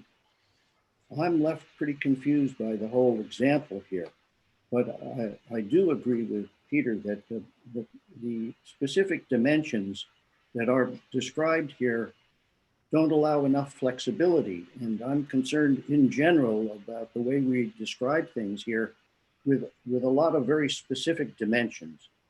Unless those dimensions are going to be between X and Y somehow, that seems more reasonable to me, either one or the other, a minimum and a maximum or whatever, a minimum in any case, is what I think that Peter might have been heading towards.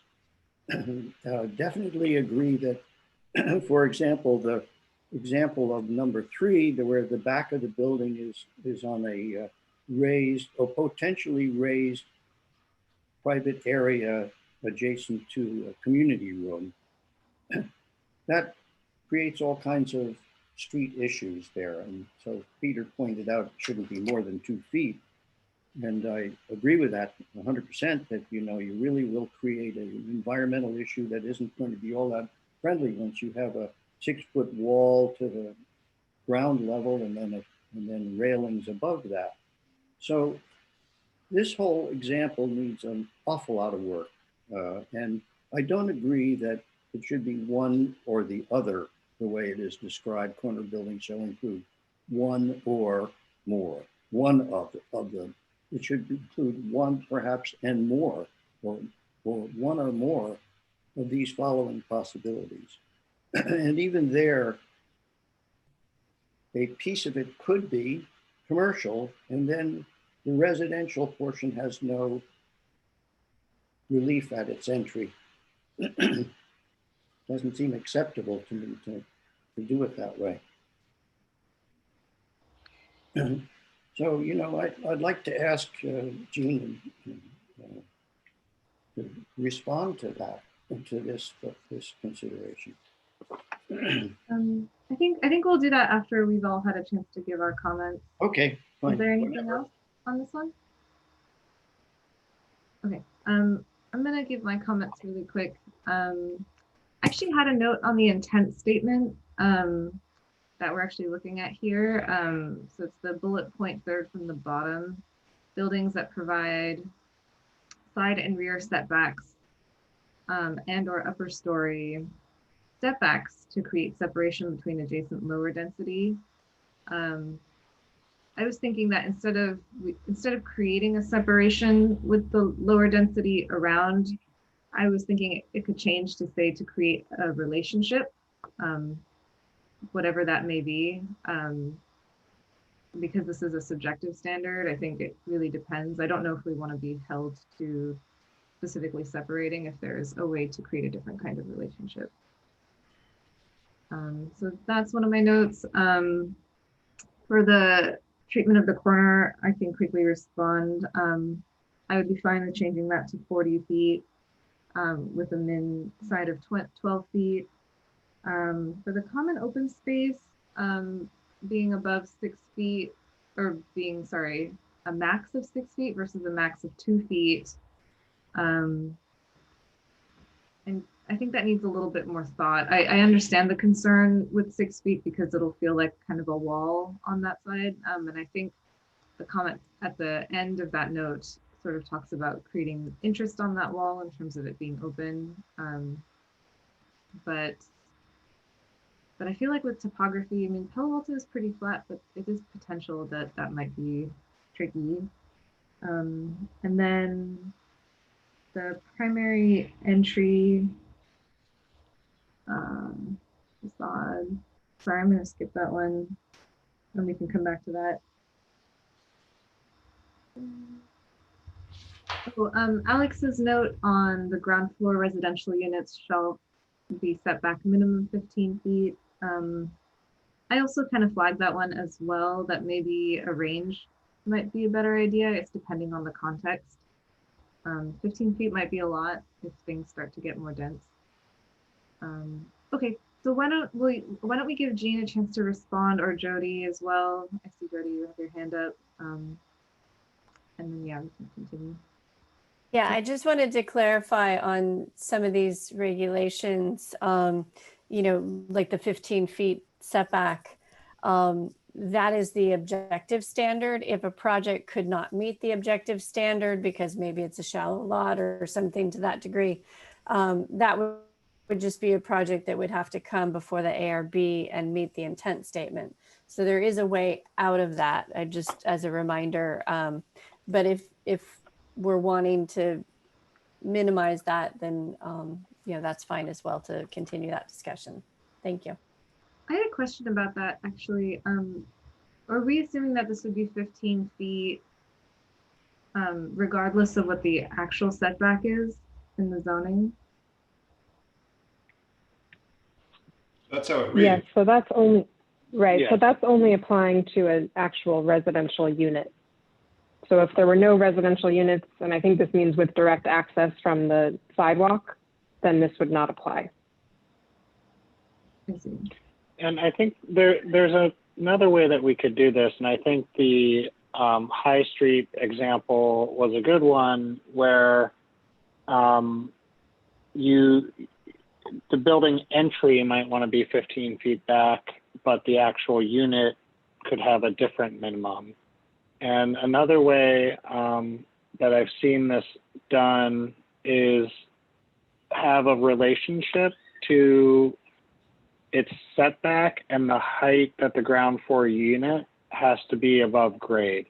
Because the concern of any of these ground floor residential unit standards is to not end up with one of the situations where you have ground floor units at grade, there's no privacy in those units, and the shades are just down all the time. And so there's no true activity on that facade.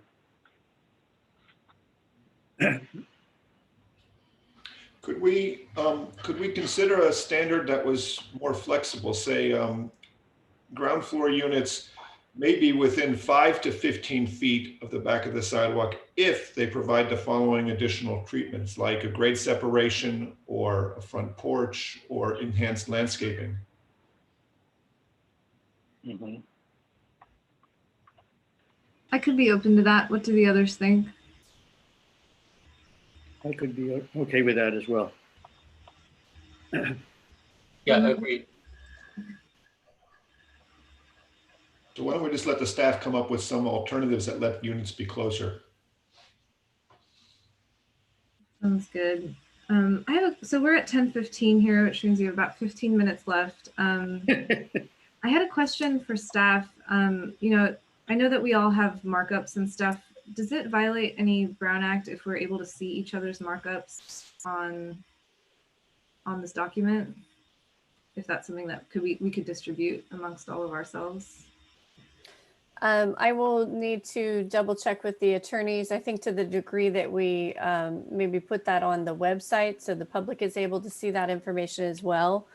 That is probably the course that we would need to take, but I will double check. Okay.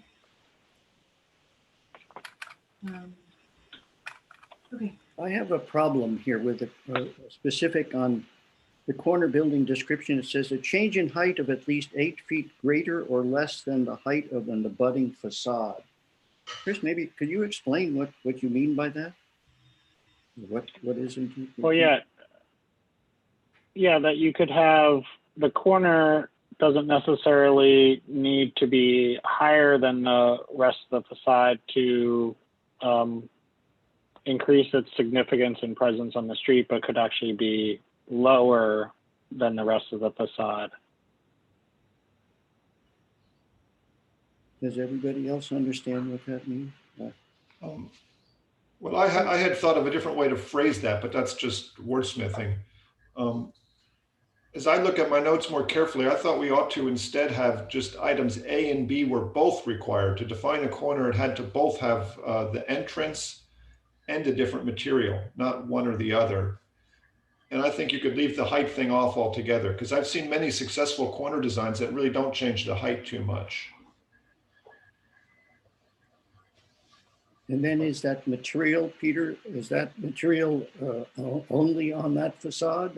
Well, yeah, as I read this carefully, and I made a note, but I didn't mention it, it says that you have to do one of the following. So you could make a corner feature that meets the dimensional requirements and has a primary building entrance, and it could be identical architectural treatment otherwise. Material, fenestration pattern, etc. Or you could make it a little bit taller or have a different material without the entrance in it. It seems to me that it ought to have an entrance to something, retail or the building entrance, and it ought to be a different material treatment in every case. I feel like I've also seen successful corners that don't change the material as well. I think we're sort of going into subjective land a little bit. Like maybe we've seen some options that work, but we need to make sure that for the options that we don't see that this works. Fair enough. Fair enough. Exactly. Correct. So an 8-foot increase in height in some cases will look ridiculous. It's just too much. Yes, that's what concerned me too. And I'm not sure if the height standard is as useful. The way this drawing is created here, it's showing a vertical. There's an extra tall ground floor, a significant notch there between it and the corner, but an extra tall ground floor, which looks to be a standard and then a clear story window above it. So I'm just, how is this a prototypical corner building, or should it be just in verbal descriptions and not have an illustration with it? It leaves me confused. Chris? Can we take a straw poll on the graphics? If we feel like the graphics aid in understanding the criteria versus if the graphics add more confusion. I think the graphics are good. You like the graphic here? I like, yes, I think, David, overall the graphics are well done. The basic logic of these A, B, and C dimensions and the explanation and the colors, I think they're all good. Yes, I agree that the buildings perhaps are not as representative of what we're going to see in Palo Alto, but the basic concept I think is excellent and well done. Board Member Liu?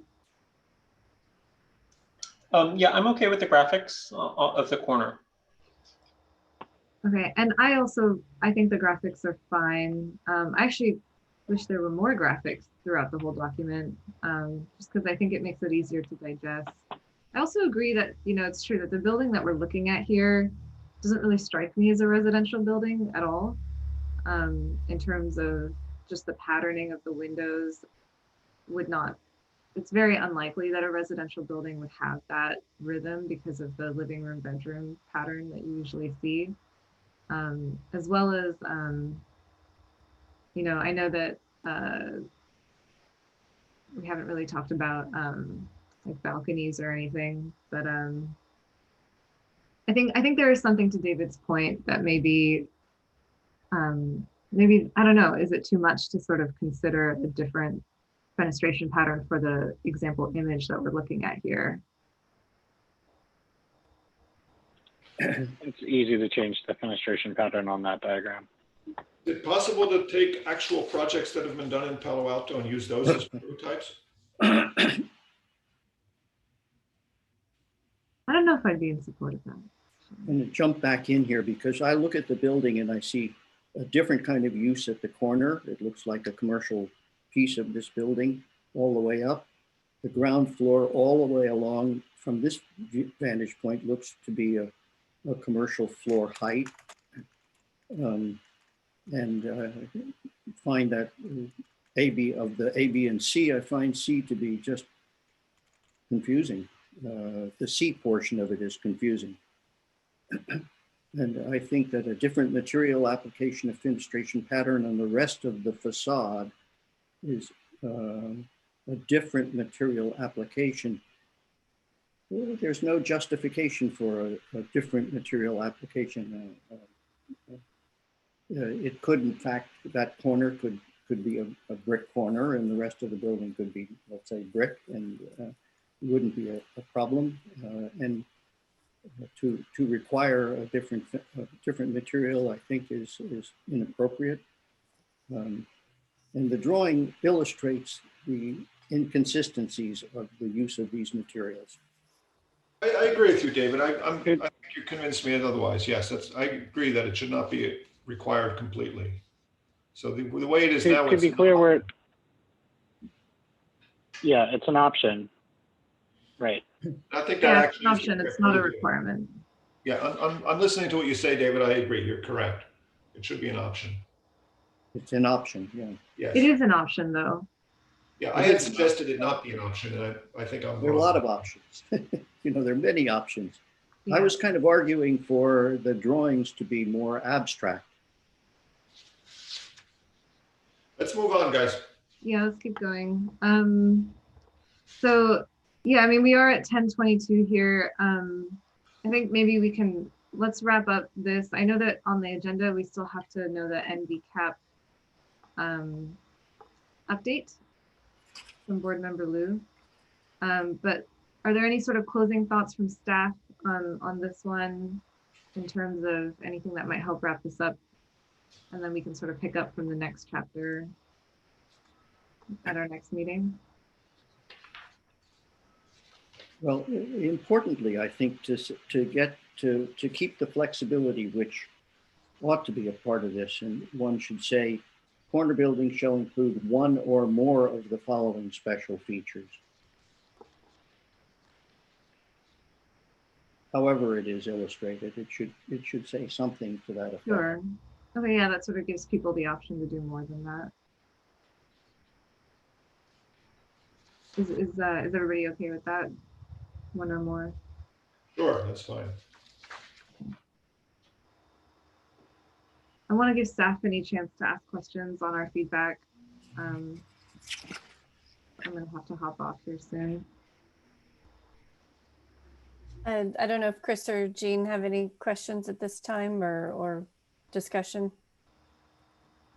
This has been really helpful. I appreciate how thoroughly everybody read this. I know it's a lot to go through, but I don't have any questions at this time. Jody, do we need to do anything formal to continue the item? I think if Osma, I'm hearing that you may have need to drop off in a few minutes. Is that true? We still would have 3 board members, so we could continue if possible. I'd like to just to give us some more, the more discussion we have about this, the better. So. Yeah, I mean, I'll put it to Chair Balte. If you would like, and the rest of the board members, if you guys would like to keep going past 10:30, I definitely have to drop off, but maybe I'll sort of hand the chair responsibilities over to you.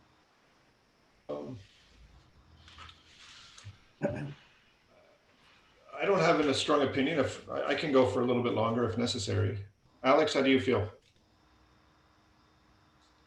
Yeah, I can go. I can go longer if needed. David? Yes, I'm fine. Okay, let's try to get a few more of these covered then. Osma, do you want to sign out now, or shall I just take over as chair? Yeah, I can hang on for a couple minutes, but yeah, why don't you go ahead and take over as chair? And Okay, yeah, so actually, can we quickly summarize on the one the thing we just talked about on the corner buildings? There was some talk about changing the dimension from 60 to 40, minimum 12. Is that agreed on by everybody? I think so. I think you, me, and board member Hirsch agreed on it. I didn't hear board member Liu's feedback on that. Alex? Oh, he said more options provided. Yeah, I think that the overall that the treatment of corner buildings doesn't really encompass all of the different building types. So great. Let's direct to staff then to consider the comments about the dimensions, and maybe is there another way we can increase the scope on that so it's more flexible? Yeah. Can we come to Alex's comment about number 2, publicly accessible open space? How about if we say it's minimum dimension of 20 feet on 2 sides, which are both open to the public right of way, and that covered spaces are permitted? Do we agree with that? I don't. I think it's fine as it is written. I don't. David, what's your take on that? I don't agree covered. I don't agree with that covered. Okay, how about Alex's comment though that it be open on 2 sides? I also don't know that that's necessary. Okay. So we're going to leave it like it is then. Alex, are you okay that way? Yeah, I just want to make sure that we understand. I think we should just be clear on the definition, on our definitions. Like open space is open to the sky. Okay. And that's different than like a porch. Okay. The third or a portico shared, right? Okay, so staff, if you could take that into account and try to be clear if necessary with these things. The third one was whether a common space should be 6 feet from the grade or 2 feet from the grade. I heard a variety of opinions on that. Can I add a clarification to that, please? Sure, please. One of the reasons that it is allowed up to 6 feet is if this is assuming that this is a residential building and this common open space is a ground floor, and if the ground floor units are greater than the height of the sidewalk for, say, a tuck under parking or to provide stoops, that the goal here was that it would be at the same floor height as the ground floor residential building. I'm not saying it has to go up to 6 feet, but I just want to link that intent of a raised ground floor for stoops, privacy of ground floor units, and also potential for half subgrade parking. I think we might come to that when we discuss parking, because at least I feel that the building should be no more than 3 feet above the ground, even with parking. But I think at least what I've heard from the board is that from the public's perception, that 6 foot common space makes for a real barrier to the public on the building. But I don't hear a consensus of the board that we should change that dimension. Is that true? Alex, David, Ozma, if you're still with us, what do you think? I have to jump off. I think this one's a tricky one. I see the problem. I think if we, allow it to go that high, which I'm fine with, we just have to have some kind of caveat about street, like the interface with the street, so that it's not a blank wall. Okay, thank you, and thank you for taking over chair duties. Thanks. Okay, staff, we just don't have feedback for you on that item then. So, and Chair, if I may, it's possible that instead of just having a 6 foot maximum, maybe it's a 3 foot average or something like that. Because I know there was some conversation about on sloped sites, that might be where this comes into play. Well, yeah, I mean, I would assume that also comes in under definitions, that you want to give meaning to what these words mean about when you say height, how do you measure it?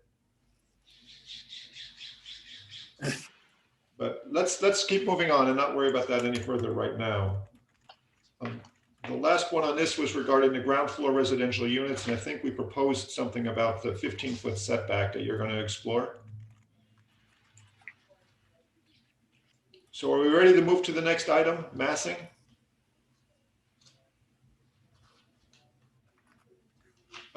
Jean, do you Yes. want to take us on that and give us an introduction, please? Yes, so this is when things get really exciting. So this, again, the intent statement here is drawing from the context-based design criteria that focus on this human-scaled massing. And so the intent here is to break down the large massing, break down the building facades to create that pedestrian-oriented human-scaled building, and to try to get at the context and character of what's happening in adjacent uses and adjacent structures, and to create more transitions between properties of different densities and heights.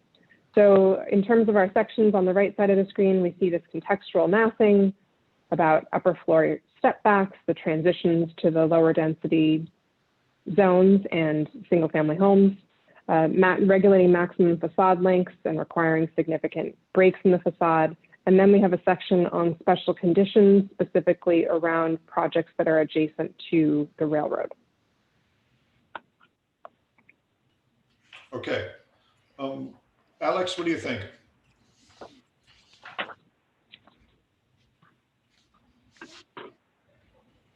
Yeah, I think what we've on past projects, sometimes we've struggled is when we want to change a particular area. So say like on San Antonio Road, if we're changing it from like light industrial to residential, you don't really want the residential to match the existing light and industrial necessarily. But I do support the emphasis on like human scale. I think that's good, and breaking down the large building facades. I mean, that's something that I've been sort of arguing for like 10 years. And I think that the code, that this proposed code is addressing my overall concerns with regard to the massing. Okay. Any detailed comments about some of these numbers or definite descriptions here?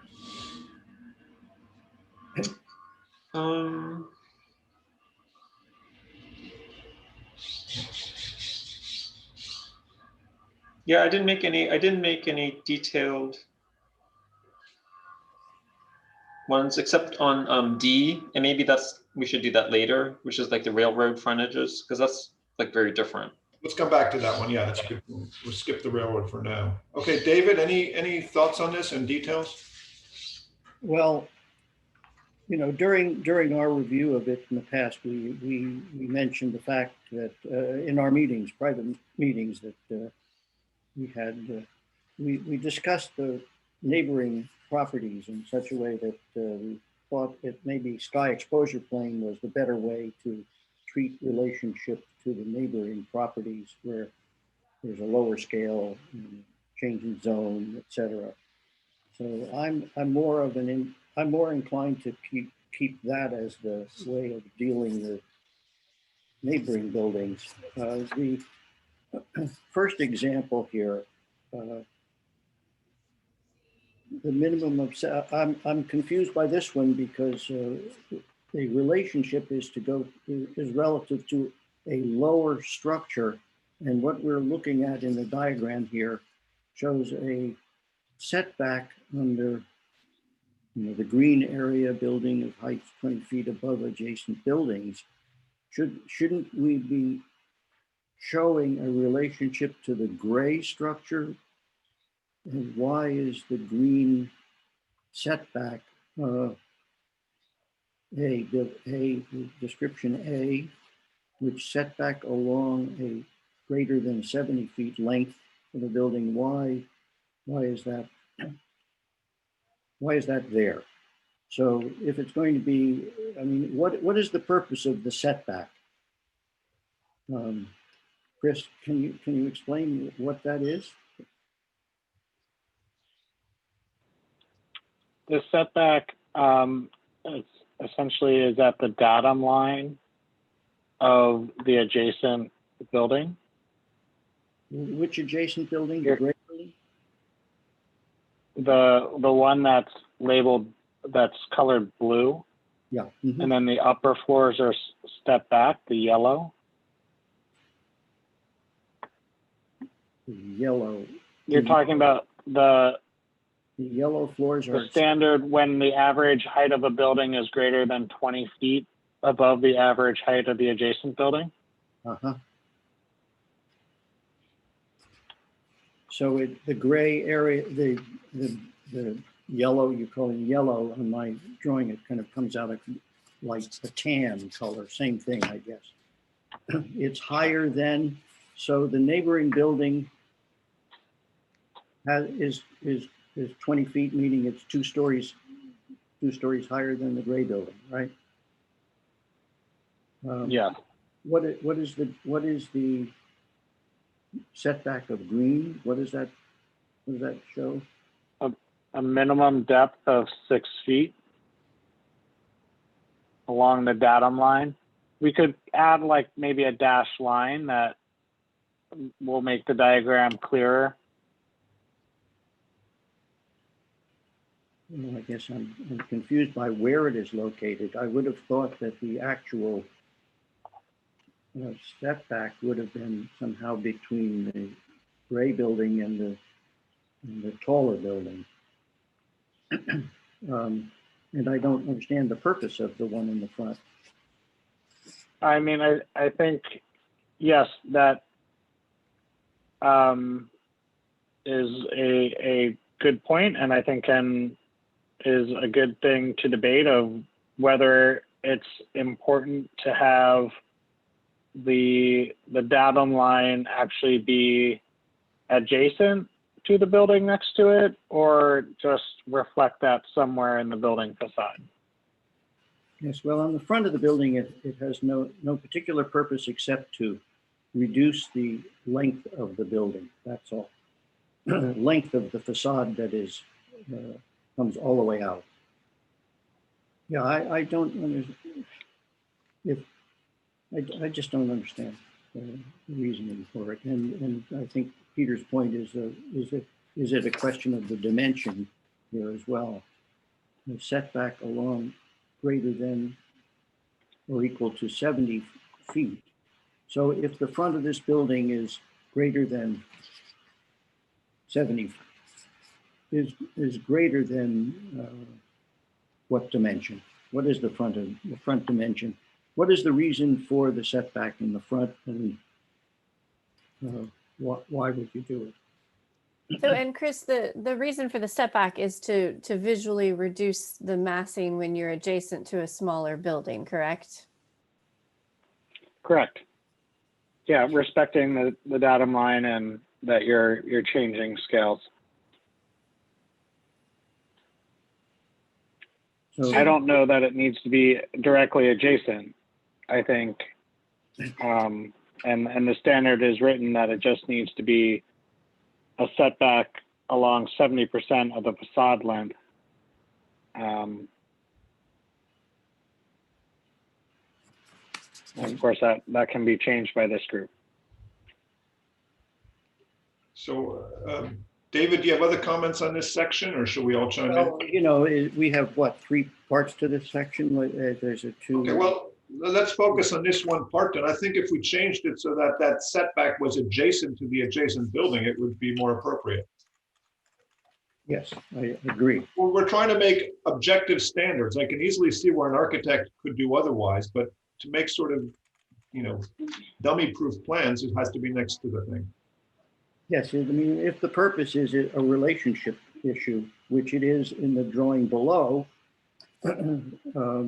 which I think is much clearer at that point, there's a change in the massing, significant change in the massing of the building relative to the neighbor, and that could follow, if you chose to do so, follow a sky exposure plane or daylight plane. and that would be appropriate relative to the neighbor's use. So then to staff also, this is one case where your diagram in concept is working, but the the building or the abstract of the building you've chosen doesn't, because this is like a 6-story building and you're making it adjacent to a 4-story building. We don't have that situation in Palo Alto. Almost always you're talking about going from a 2-story building to 3 or 4 stories. That's true, yes. So if you could make the diagram more, the building, a representation more suitable to Palo Alto, you'll find it much easier to understand. Yes, and in terms of that, the 5-story maximum height of buildings in Palo Alto, right? Yeah, we have a 50-foot height limit no matter what, but these are always going to be smaller cases where the example will be more crisp in the detail. Alex, do you agree with that idea that the setback should be adjacent to the lower building? Not necessarily. I think it would help. I think you guys are reading too much into the diagram, and if you look at the text, it would give you more flexibility. I think that the 2-foot requirement may be too strict in my mind. And I guess the other way I've been thinking about it on past projects is I've been thinking about having like some sort of cornice line around like 35 feet, give or take. That's usually where it occurs, yeah. Yes. It actually looks good. It's a good pedestrian scale. Like the 35 feet works really well with our 60-foot wide streets. It's a good pedestrian scale. And then if you have like a 1-story building next door, say like that the blue-gray building is just 1 story. Like I don't necessarily want to do the setback starting at 15 feet. Like it may actually look better up at 35 feet. So, and again, I think maybe we should show a couple of examples and show a little bit more flexibility and show an example that's more similar to what we see in Palo Alto. I think that's a very good point, Alex. It's a tricky situation. David, do you agree with his example, or maybe we should not? I agree with what Alex said, and I also agree with the comment that there should be more examples given for every situation here. When there are really more issues that are being addressed, there should be more examples that show what it could be.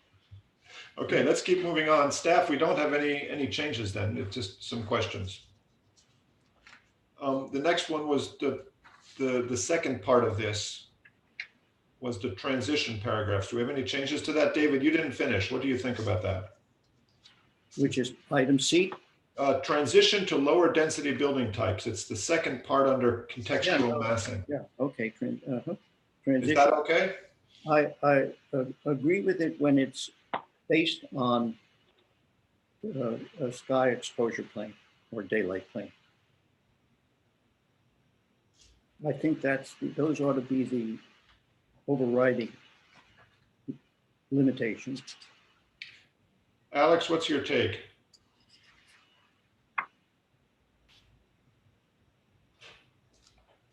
Okay, so I think I'm generally in support of it. My notes I have in here is that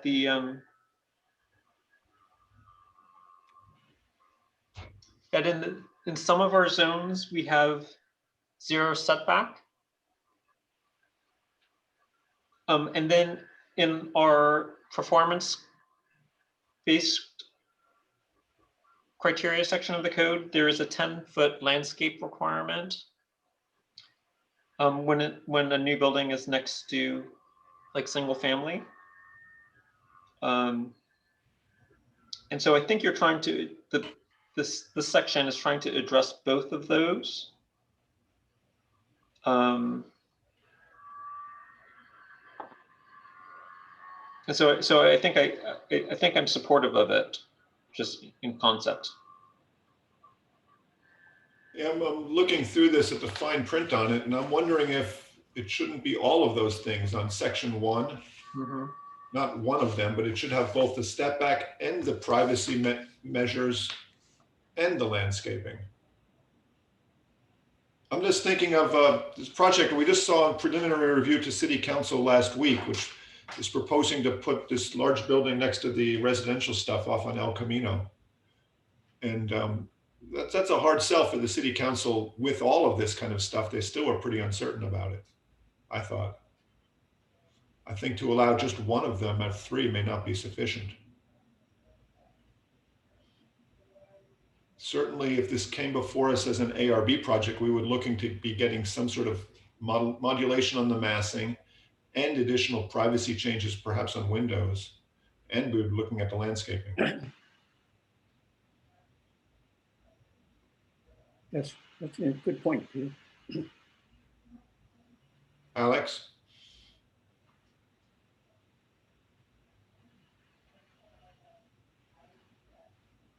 Yeah, so Peter, I think, the city is considering going above the 50-foot height limit. And so I think we do need to, I think we should try to get these to work for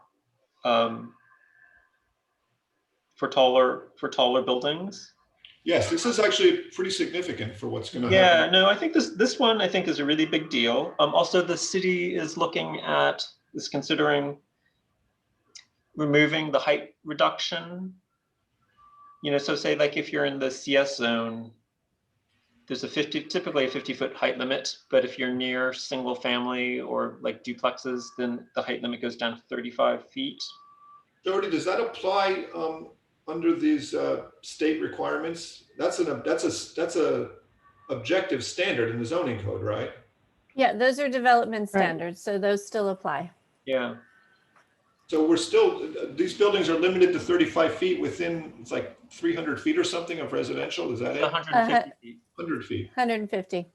But I just wanted to throw out there that that's under discussion. So I think that we should think about this one really carefully.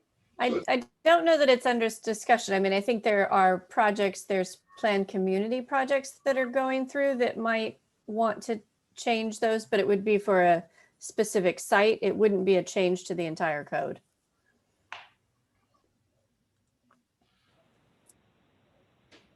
But we're talking here basically 15 plus 25, so it's 40 feet. Within 40 feet of the property line, you can go above 35 feet. And the current code is 150. Am I reading that right?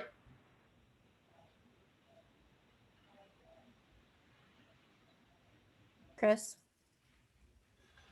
The Sorry, repeat that. I'm getting confused with height transition and the standard. Can you please repeat that?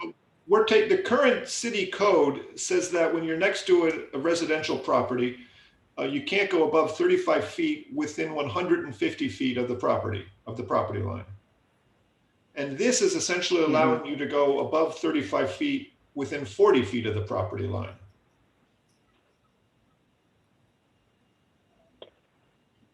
Is that right?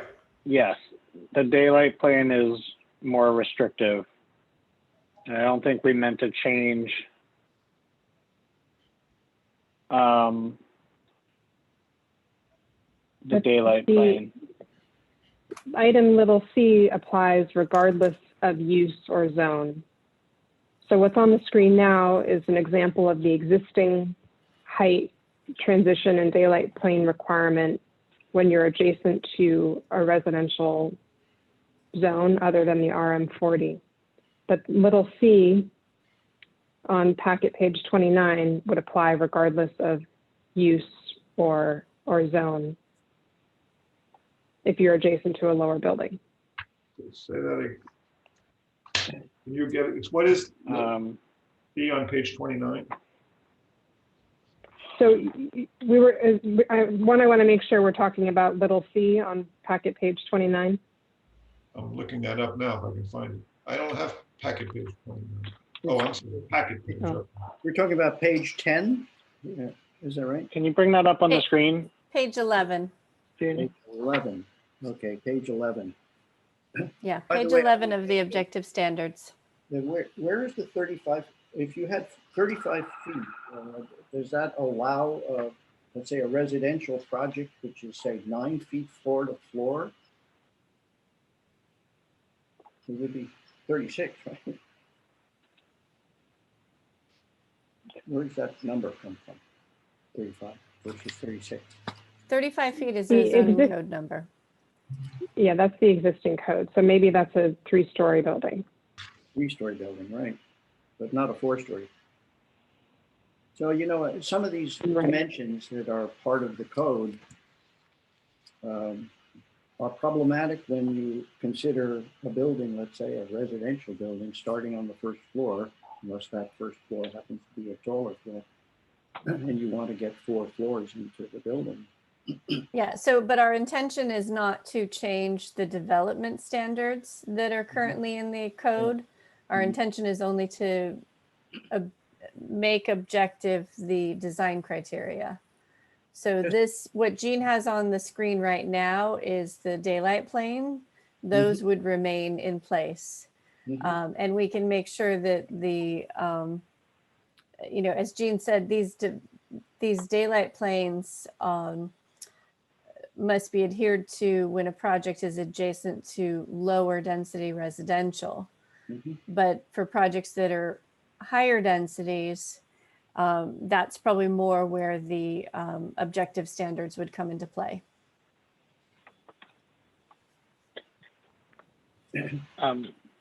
Peter, to answer your question, I think like you could, oh wait, go back to the table. Right, right. When the building has to, the diagram is showing the building 40 feet from the property line where it goes up above 30 feet. And according to this table, that should be 50 feet. So the A in that diagram, if you go back to the other one, A would have to be, oh, you were there, that previous diagram. Basically, in order to go above 35 feet, you have to be 50 feet from the property line. But isn't the current code 150 feet? No, it's, go back to the table, please.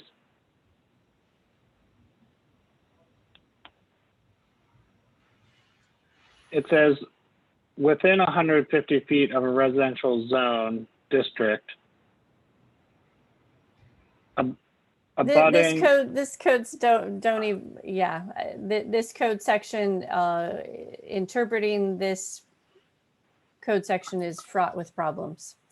So actually, Jean, that might be something that maybe we do want to look at changing the way that this is worded. On the left-hand side there, the within 150 feet or located within 50 feet, that's causing confusion right this second, and we need to look at cleaning that up. So I will take back everything I just said. I think we do want to change the code.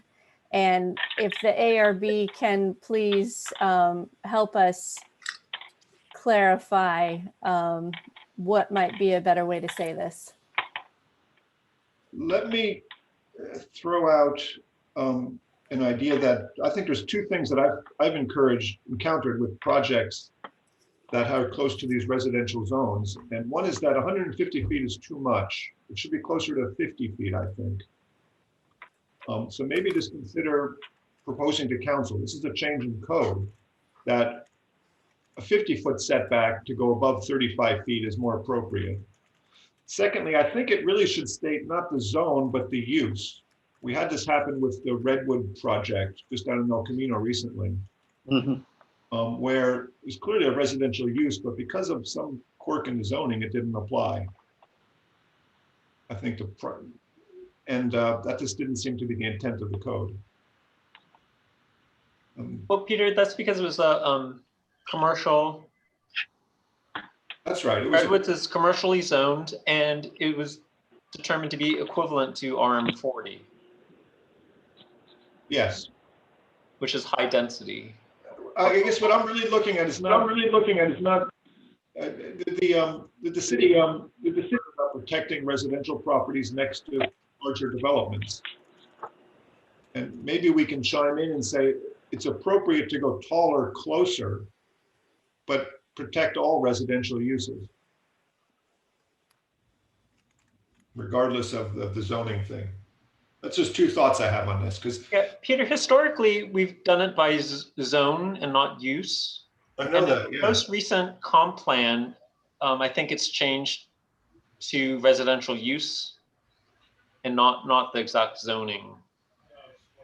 Yeah, I think that makes more sense.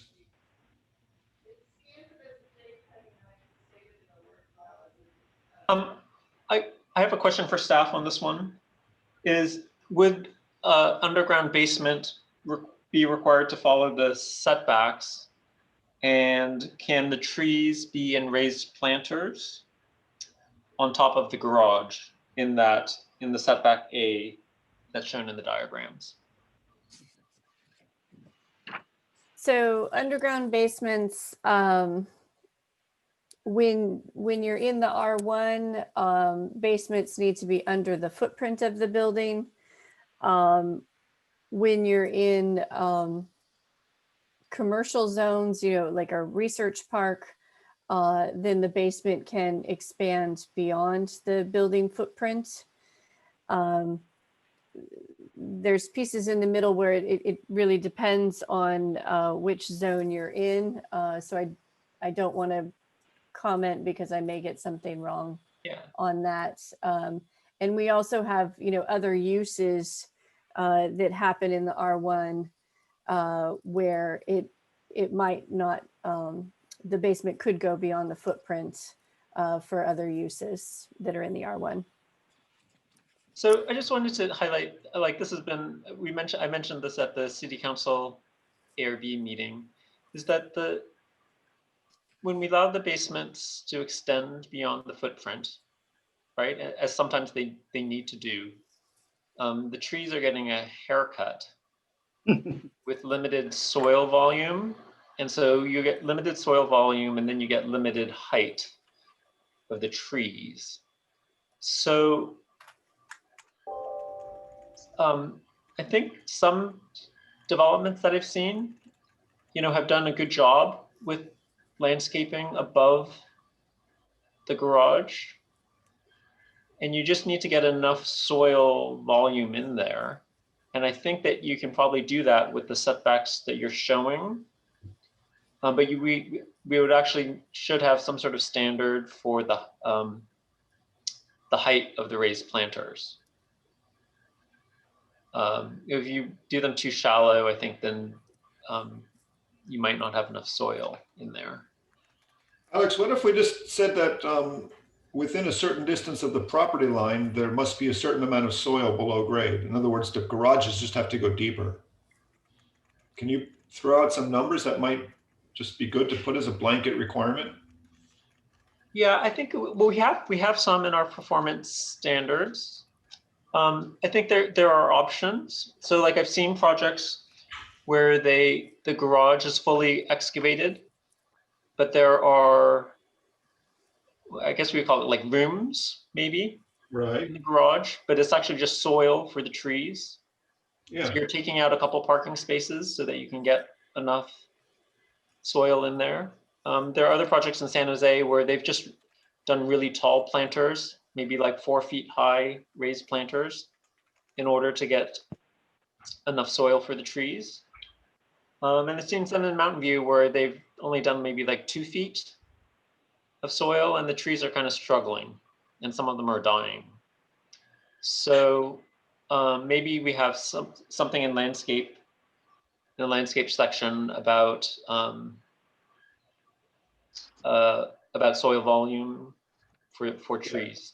Maybe we're getting off track on that, though. That's something that I think we should pick up on regarding. Yeah, I think we should move on from I'm this. pretty sure the council would appreciate having just some little more clarity on what the standard ought to be on that.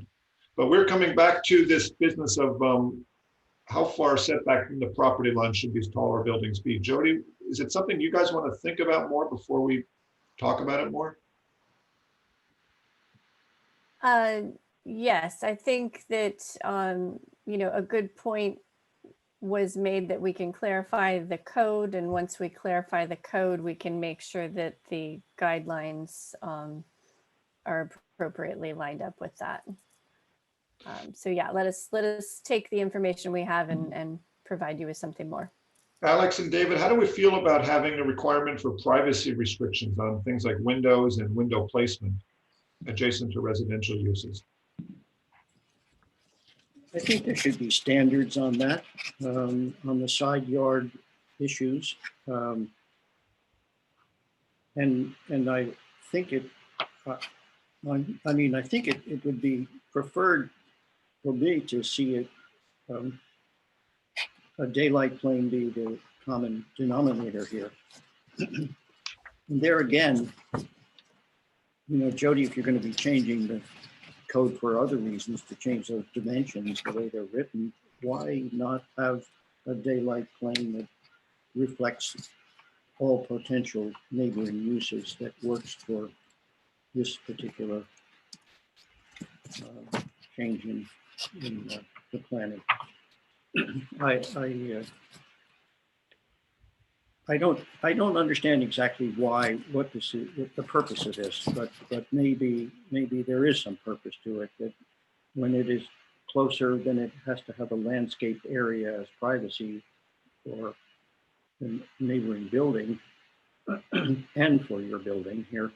But I definitely wouldn't see 2 lines of trees being the answer. It's some privacy elements would. If it's, for example, that whole area that is belonging, I would assume A belongs to whom? A belongs to the building, the new building. And it may in fact be an open area that's used as public open space. So would you put 2 lines of trees in an area like that? Would you force that because of the privacy issue of the neighboring property? Or would a line of trees closer to the property line be more appropriate, and then open space within? So I mean, I would prefer the simplicity of a daylight plane being the condition that determines the massing of the neighboring building. So I'll agree, David. I wrote a note to myself that a daylight plane is a very useful concept in this situation. Alex, do you agree that a daylight plane would be an easier way to accomplish this? Not necessarily. Yeah, I think on this particular item, I think I would maybe try to give additional options besides the two that are provided. I think a lot of homeowners do like the frosted window requirement and the staggered window requirement. On some projects, we've also done I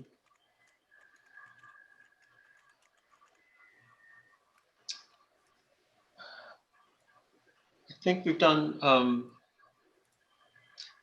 like punched windows instead of like a continuous window wall, or floor to ceiling glass.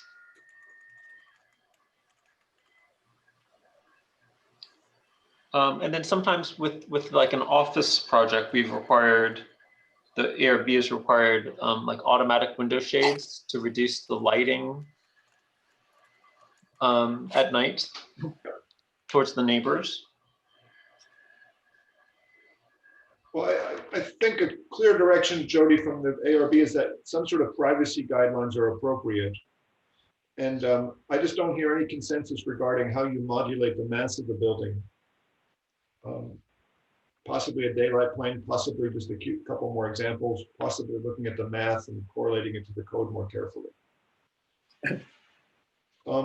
David, can I go back just to one? I just have one thought on the 35-foot height limit within 150 feet of residential use. Yes.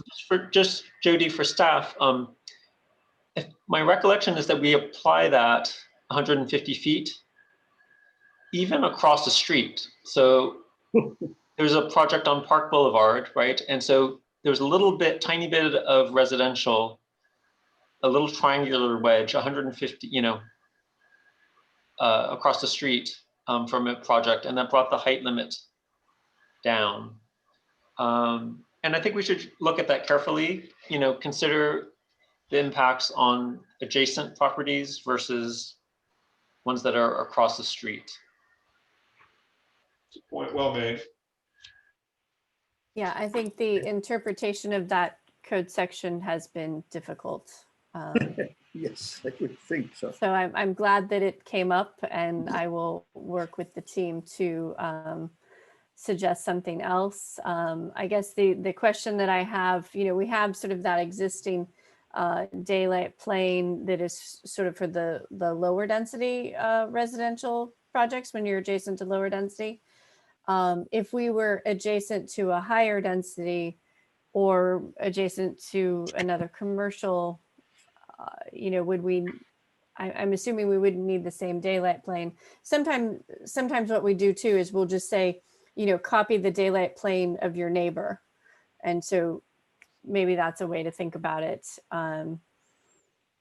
But we'll go back and look at those various options. But it's a good conversation, and I appreciate it. I think we've got enough to work from.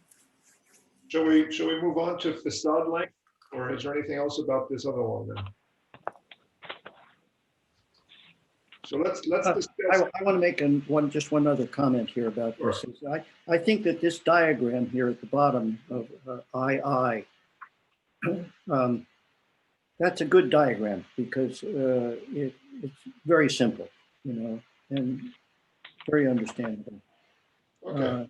And it doesn't show floor to floor heights particularly, so that's open-ended. And if you use that kind of a diagram for all of this study here, I think all of this presentation, it would be much better than being too specific. Just show an illustration of the new regulation, and then of course the daylight plane issue, if in fact that is what is decided to be the overriding regulation, then this kind of a diagram will work much better. Thank you, David. That's good to have that feedback to them. Let's look at section C, maximum facade length. Alex, this is your bugaboo. What do you think?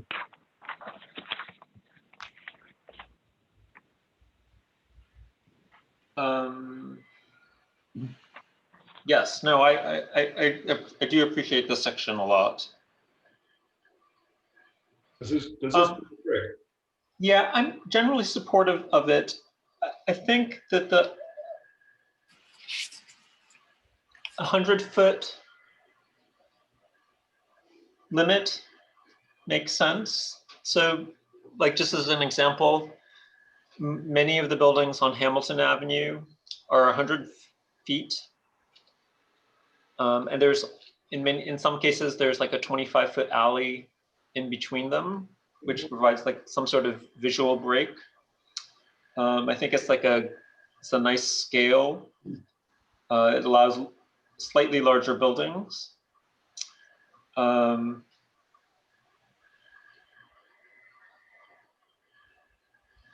Yeah, so I think I'm generally in support of this.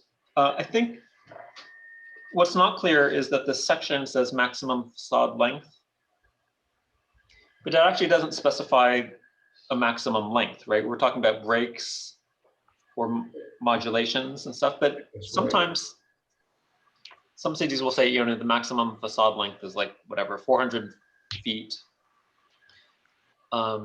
unless there's, with exceptions for like certain types of projects, like schools or governmental buildings. So we might want to consider the exceptions.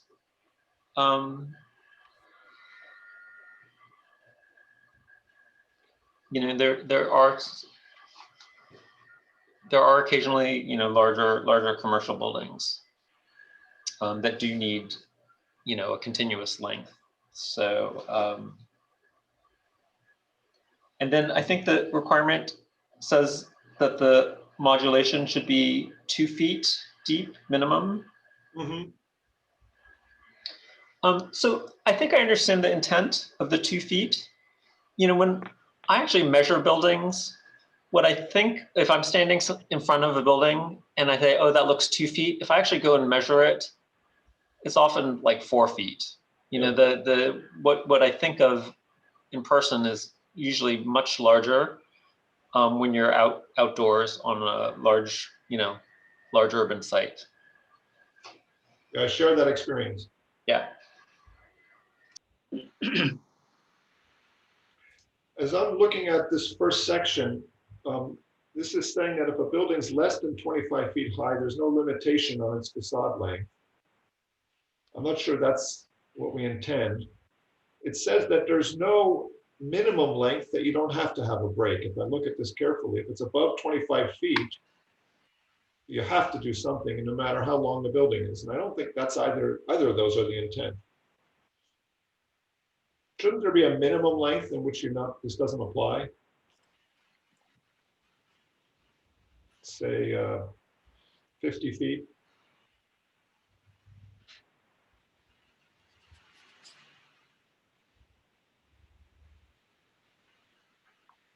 Alex or David?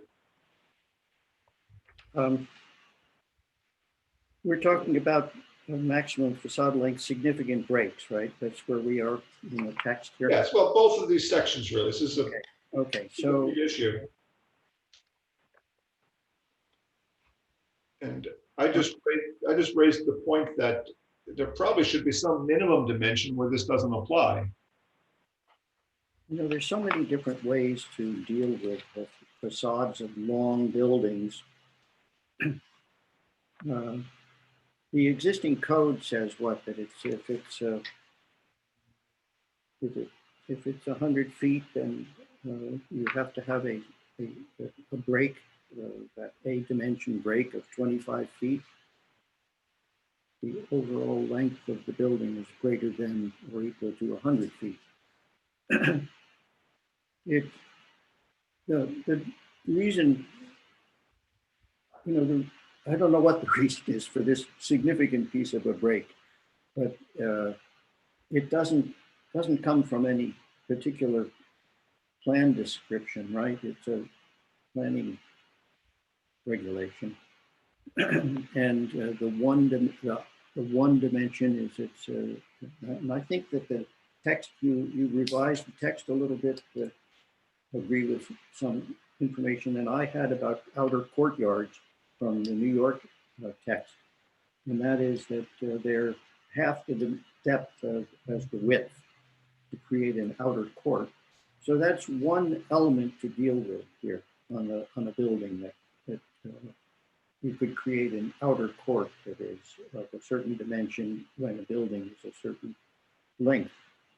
I mean, I find that the New York zoning, is always painful but accurate some way, as long as you begin to know it. And so the dimension of a courtyard is really good. And I found that the description of courtyards has been a good one. So it's not fair, of course, to compare because our zoning, our code is really quite different. It comes from different sources, I guess, and history. But I think there are so many different ways to change the massing of a building, with balconies or with elements in the front or with a whole series of bays, such as the building on Page Mill, the new one that's going up in the PF zone there, with all the bays. And therefore, if it is 100 feet, I would think that the bays are a very good way to break up the facade. So I'm not in favor of an exclusive requirement here for every 100 feet, that it has a recess like this. But how do you say it, David? If we have to say something. I'm not good for the language. Well, but I think that, I appreciate your sentiment, but we say for for SB 35 building that comes in and it's a 200-foot long facade, Mhm. we have to tell them something, or else they're just going to do nothing. Yeah, give them an option of a variety of things that could be done. That's what I would prefer. It gets really challenging to start writing out a bunch of options. And I think section B here is pretty good in the sense that it gives you something you can sink your teeth into. It's not perfect. Nobody's saying that. Well, I don't think it's particularly useful, at all. If you have a big courtyard like this, all of a sudden in the middle of a building that's just 100 feet long. So you think it's too big? I think if you had 4 smaller courts, it would be much better. Okay, so maybe they can, Jody and Chris and staff, can we break this down, do you think, to give 2 or 3 options to modulation? So the problem with this is that the 100 feet and the depth of this is part of the present code, and we're stuck with that, right? No, I don't think so. Okay, if we're not, then I think we should change it. Alex, what's your take on it?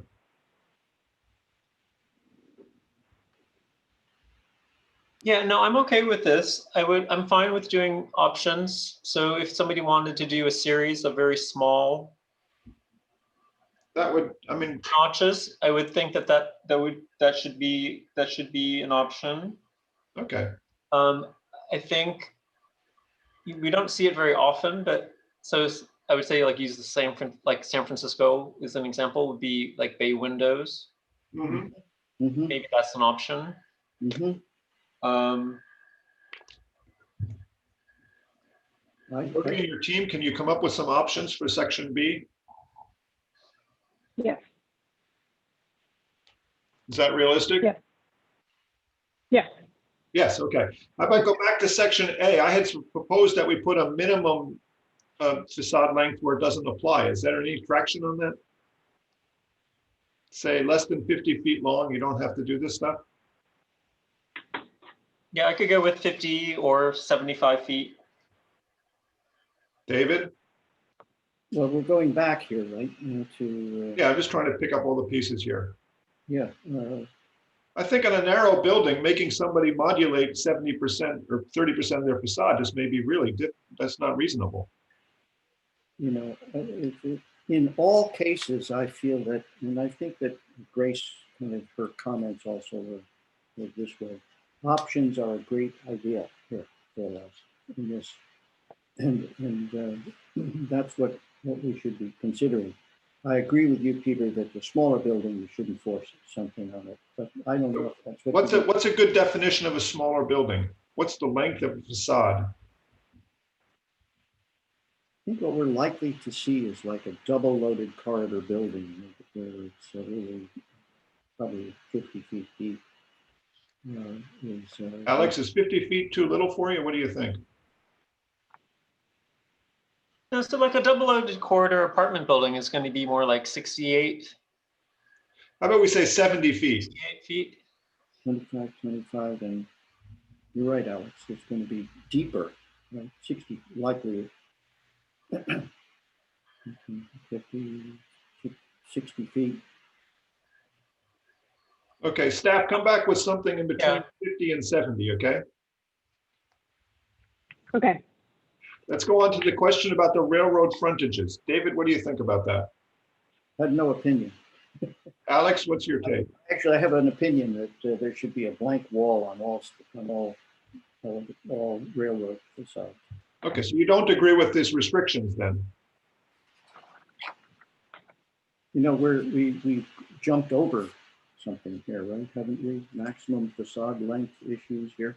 Is that the one you were talking about just now? We're finished with maximum facade length. I'm trying to go on to the next thing. Well, I may not be done with it. I mean, the maximum facade length ought to include some discussion about balconies with recesses. So there could be balconies with recesses. There could be bay windows. So David, that will come into play when they put together the options for the section B. Okay. So as a member of the subcommittee, come up with those options with them. Okay, I'm reading through a note that I had before, Peter, which actually conforms to what we've already decided on. Okay, go ahead. That's it. Good. On the On the railroad frontages, the question is, do you agree with these proposed standards for buildings fronting railroad lines? Yeah, so I have a question for staff. Is like, what is the intent of this? Because this seems to be like a very big departure from what we have from the existing code.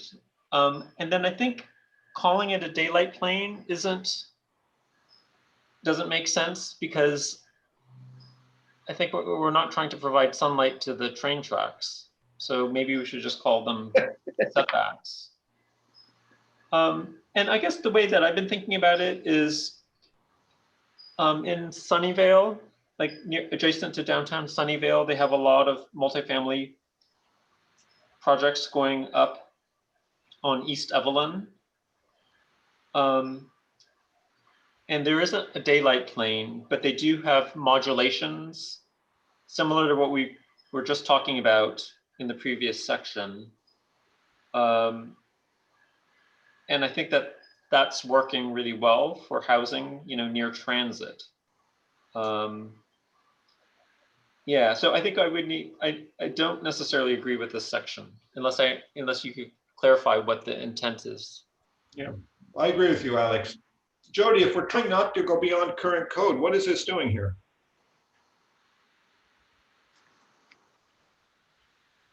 I don't know that I have a good answer for you right this second. So we'll go back and look at this section.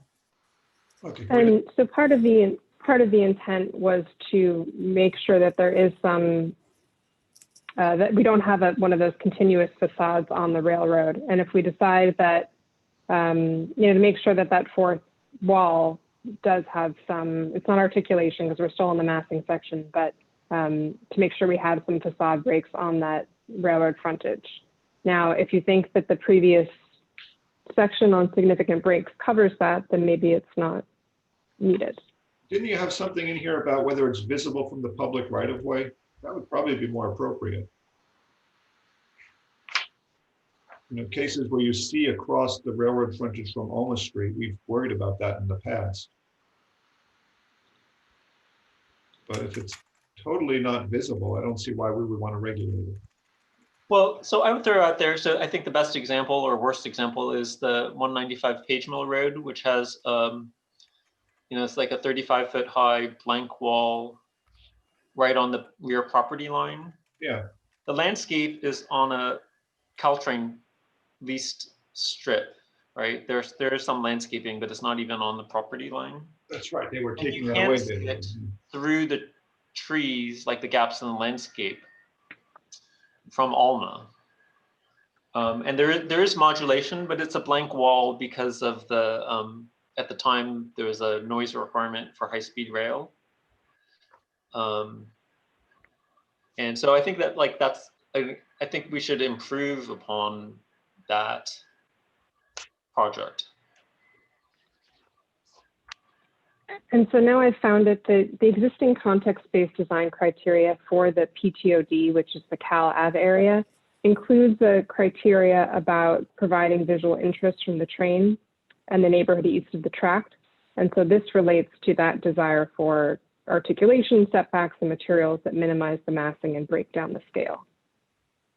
So this is trying to translate that criteria into something objective. Yeah, and so that PTOD section has been rarely used, but I think the concept is good. And so now we have a chance to, think about that again, about how we want to implement that. Would we just want to do maybe a landscape setback along the railroad? Do we want to do some modulations? Maybe we don't need the daylight plane portion. I think those are the better directions to go, Jody, but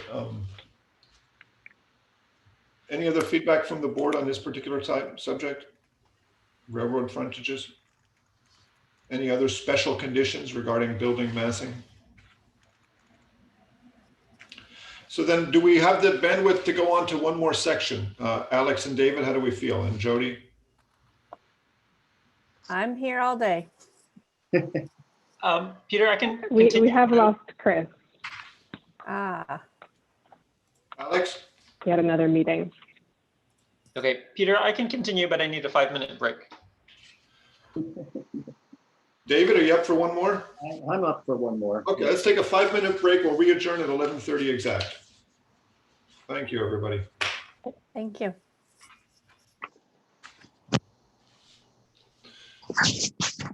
Okay, Jean, you want to give us an update on your rundown on the facade design section, please?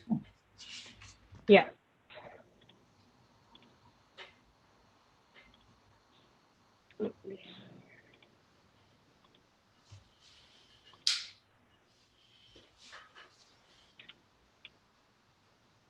Okay, so before I get right into our new section, I just want to recap the existing context-based design criteria. This is a pretty big section on facade design. So again, this is related to the human scale aspect of facade design, that we're trying to make this pedestrian oriented, similar to the building massing section, to break up those elements of the building with features like overhangs and porches, bay windows, as has been discussed, and to really push for craftsmanship and articulation. This got somewhat controversial with the ARB subcommittee that we worked with around the existing context-based design criteria, talking about a base, body, and top to the building, and that's something that we've continued in the design standards that are presented here. So you'll see in the intent statement a lot of that same verbiage and same intent around the human scale and around craftsmanship. On the right side of the screen, we're seeing the components that are described as regulations or standards. So this is one in the application of facade design, the idea being that this is a four-sided building unless it's at the zero lot line, that we have the base, middle, and top, that we have standards on facade articulation, the compatible rhythm and pattern, and that we're emphasizing particular building elements and massing. And then we have sections on the ground floor character and on the location of parking, loading, and utilities to keep those away from the primary frontage. I have, as we're going through the sections, I do have sort of a side-by-side view of some of these graphics, so hopefully can help the conversation a bit.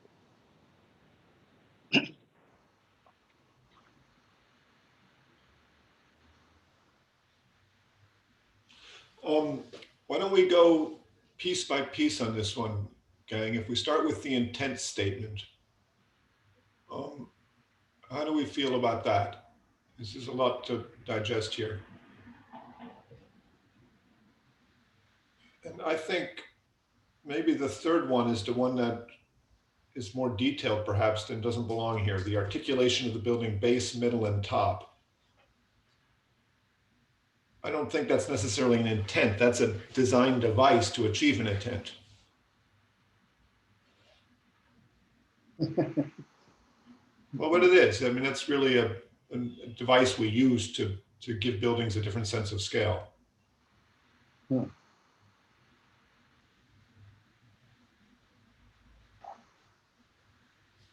David, what's your take? The fact is that most buildings will have a base, middle, and top. I want to just say that in the beginning because, you know, I'm the one who actually had the most problem with this as the exclusive way to look at a building. So in a way, what they've done so far is they've added to that. And I get the feeling that we ought to say the use of the I and II and III and I, the, no, not any one exclusively. Clearly into your microphone. I'm just really. Yeah, I'm sorry. Okay, so I feel that it's likely that most buildings will have a base, middle, top. That's what Okay. But that shouldn't be an exclusive way in which somebody designs a building. I mean, there are other options. And so I agree with you that it is one method of designing a building, not the exclusive one. And so actually that's what I've been pushing them towards. And I think that the intent statements here allow for a little bit more, but I'm wondering if they couldn't be even more flexible in some way, that they would say human scaled architecture, including the following various, what you want to call them, you know, what they would be called. Following techniques of some sort, you know, find a word that describes it, but not exclusive, any one exclusively, but all of them are possible. Well, I think we'll come into that when we come up with more subjective, when we come into these more objective standards, we're going to get into the base, middle, and top. I'm just questioning whether it belongs in an intent statement. My feeling was it belongs more in an intent statement than it does in every particular example that we'll show. I see. Alex, what's your opinion on this? So I think we have to be mindful that there are a variety of building housing types, and that the base, middle, top may not really apply to all of them. So say if you have like a two-story townhouse or something, or a three-story townhouse, that not all of this would apply, right? So maybe we should just have that the base, middle, top is down lower. It's not in the intent section. I think would make more sense. It sort of presumes that it's a big urban, like a large urban building. David, any way we can persuade you that we discussed the base, middle, top as one option within the human scaled architecture section down in section C, and not have it in an intent statement?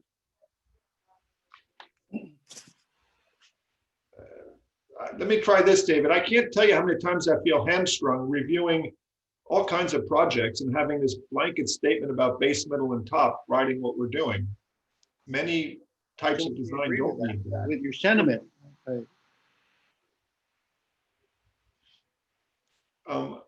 But I don't want the examples then to show it in every case. Well, that's right, exactly. It shouldn't show in every case, no. I think Alex just made a very valid point that not every housing building type needs to have this base, middle, top delineation. It's a convenient design device that's worked well historically, but it doesn't have to be exclusively that. Okay, I mean, leave it out then. Alex, what do you think? Can we just strike that from this intent statement? Yeah, I'm inclined to agree. Okay, Jody, is that clear enough? Yeah, sorry, I had to find the unmute. Yes, I think we can strike base, middle, top from the intent. We still have it lower down in the objective standards, but there it says that base, middle, and top basically applies to buildings 3 stories or taller. Okay, so we'll get to that in a second. Let's go to section B, the application of these facade design standards.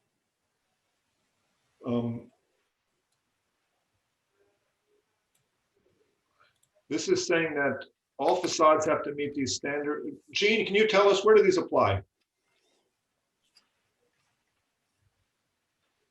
So the idea is that this would apply to all 4 facades except on the 0 lot line, where that 0 lot line is not visible at the time of approval. So that may be another abutting building, or it's not visible from a right of way, then these standards would not apply.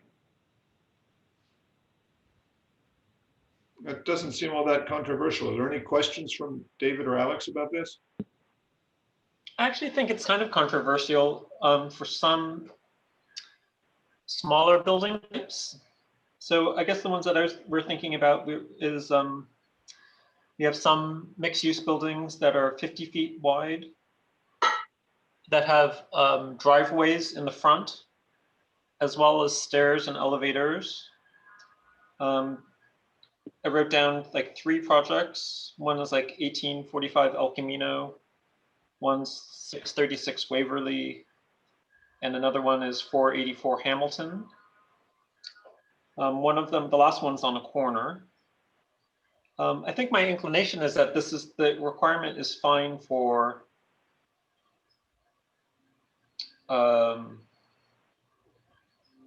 larger buildings, and I'm thinking that it shouldn't apply to lots like less than 50 feet wide.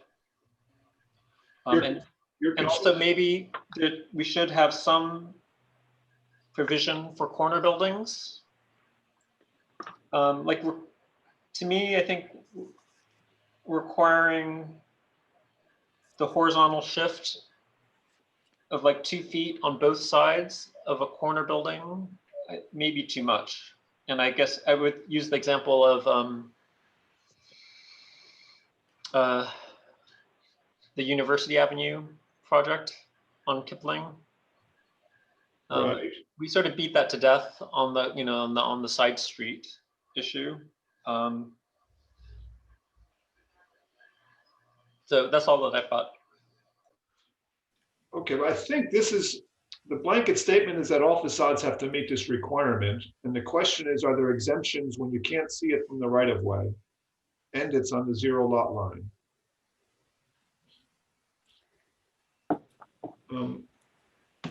Is that right? Am I reading this correctly?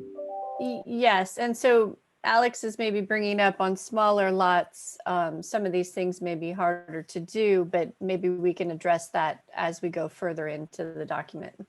But on smaller lots, generally these sidelines are going to be visible, right? I mean, you can see these things. Alex, is your concern that the standard is too tight or too loose here? I think it's too, like the 80% requirement.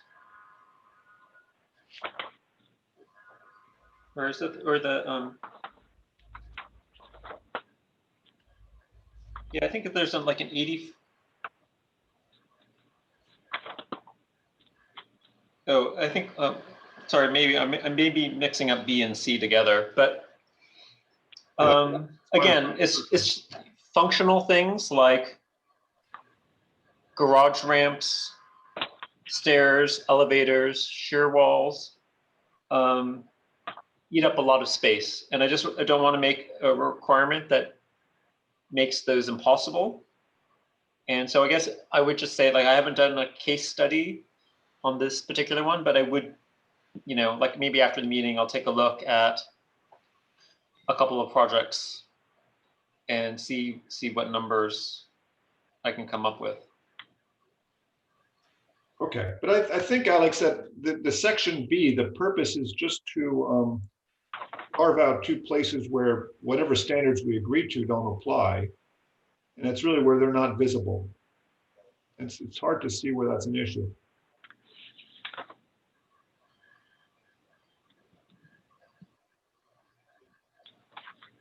Shall we move on to section C directly?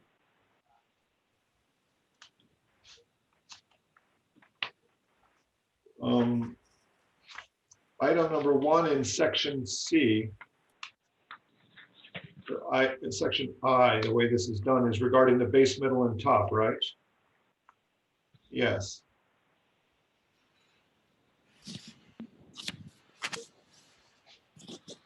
Oh boy, okay. David, give us the argument against this one then. Yeah.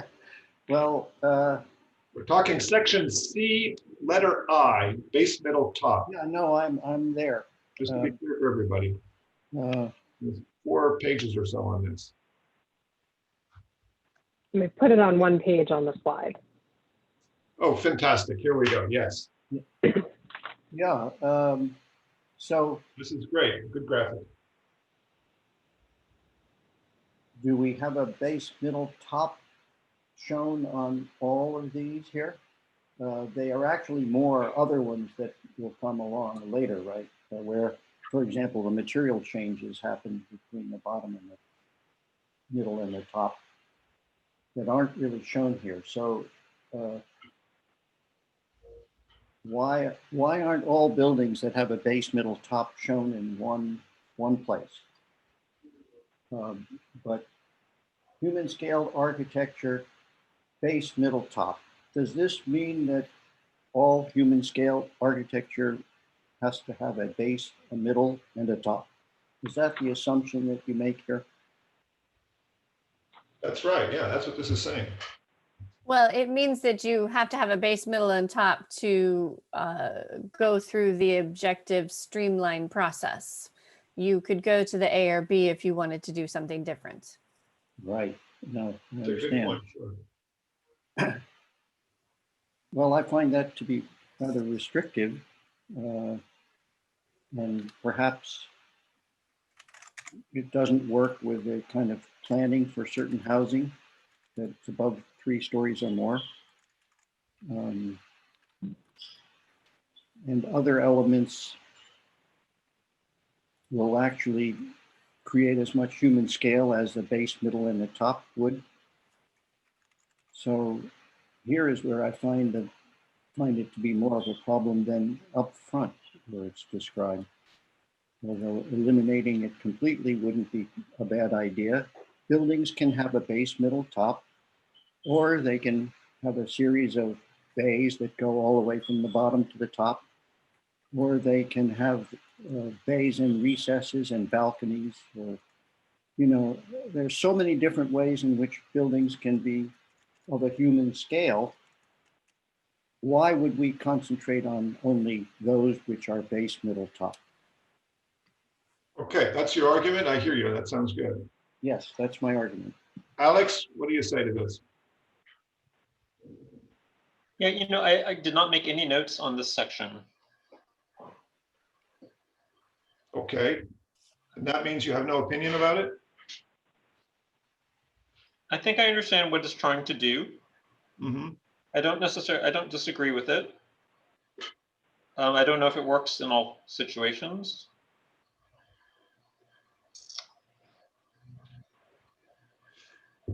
So let me throw out a few thoughts here that I think that this is not the only way to create human scale architecture. There's many ways to do that. And I think it's important for an architect to have the option of not following this base, middle, or top hierarchy, which I think we've now allowed, especially by removing that from the design intent. What we're saying is that there's other ways to achieve this option. That said, David, I think that addressing this to you because I think it's pertinent, historically, traditionally, residential apartment buildings have a base, middle, and top design motif. It's one that's just worked extremely well over hundreds of years in many urban and somewhat suburban environments. And if we're trying to create an objective standard that just makes it easy to comply, I think this is a good way to do it. If you want to do it simple and quick, follow the age-old standard of what we've got, base, middle, top, and then you apply, you get done quickly. I'm thinking of the example of the Joseph Palomo building. Oh wait, that's not been approved, so I can't say that. But I can think of— It's 3 stories. I can think of numerous design examples where a base, middle, and top is not necessary and still can achieve our design intent, which is a human scaled architecture for residential buildings. But I think that to objectify that, to put it in some sort of series of design options and diagrams is just not possible. I think it's too subjective, it's too subtle, it's too dependent on the skill of the architect, the quality of the client, that kind of thing. Whereas I think the idea of trying to objectify base, middle, and top is possible. It's not a perfect solution what we have, but it's possible. And I think this is a good way to go about it. And I strongly think we should leave this in our objective standard. As long as there's a way for an architect to get around it with a subjective ARB review, I think this is great. That's my argument for keeping this. Well, I guess I could come back on that. Well, yes, I'm trying to persuade you. Yes, you haven't. I haven't. Okay. So No.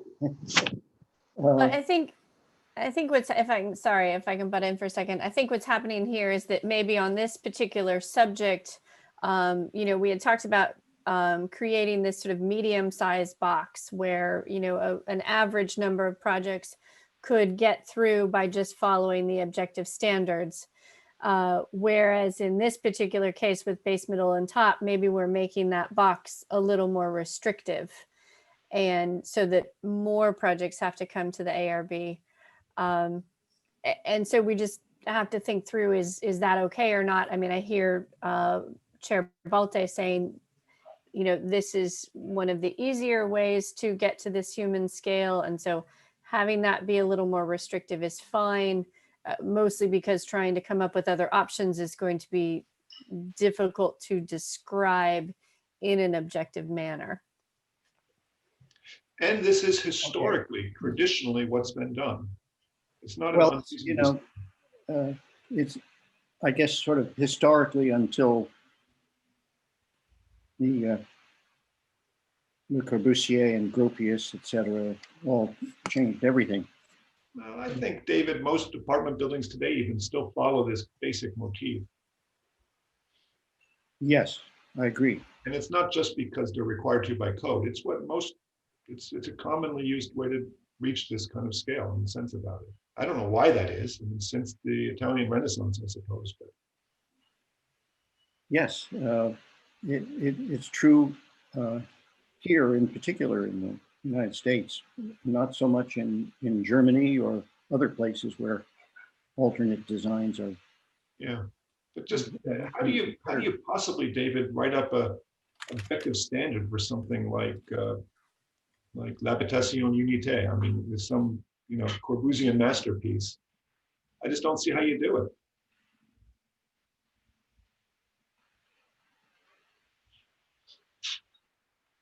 That's sort of where I'm coming from, really.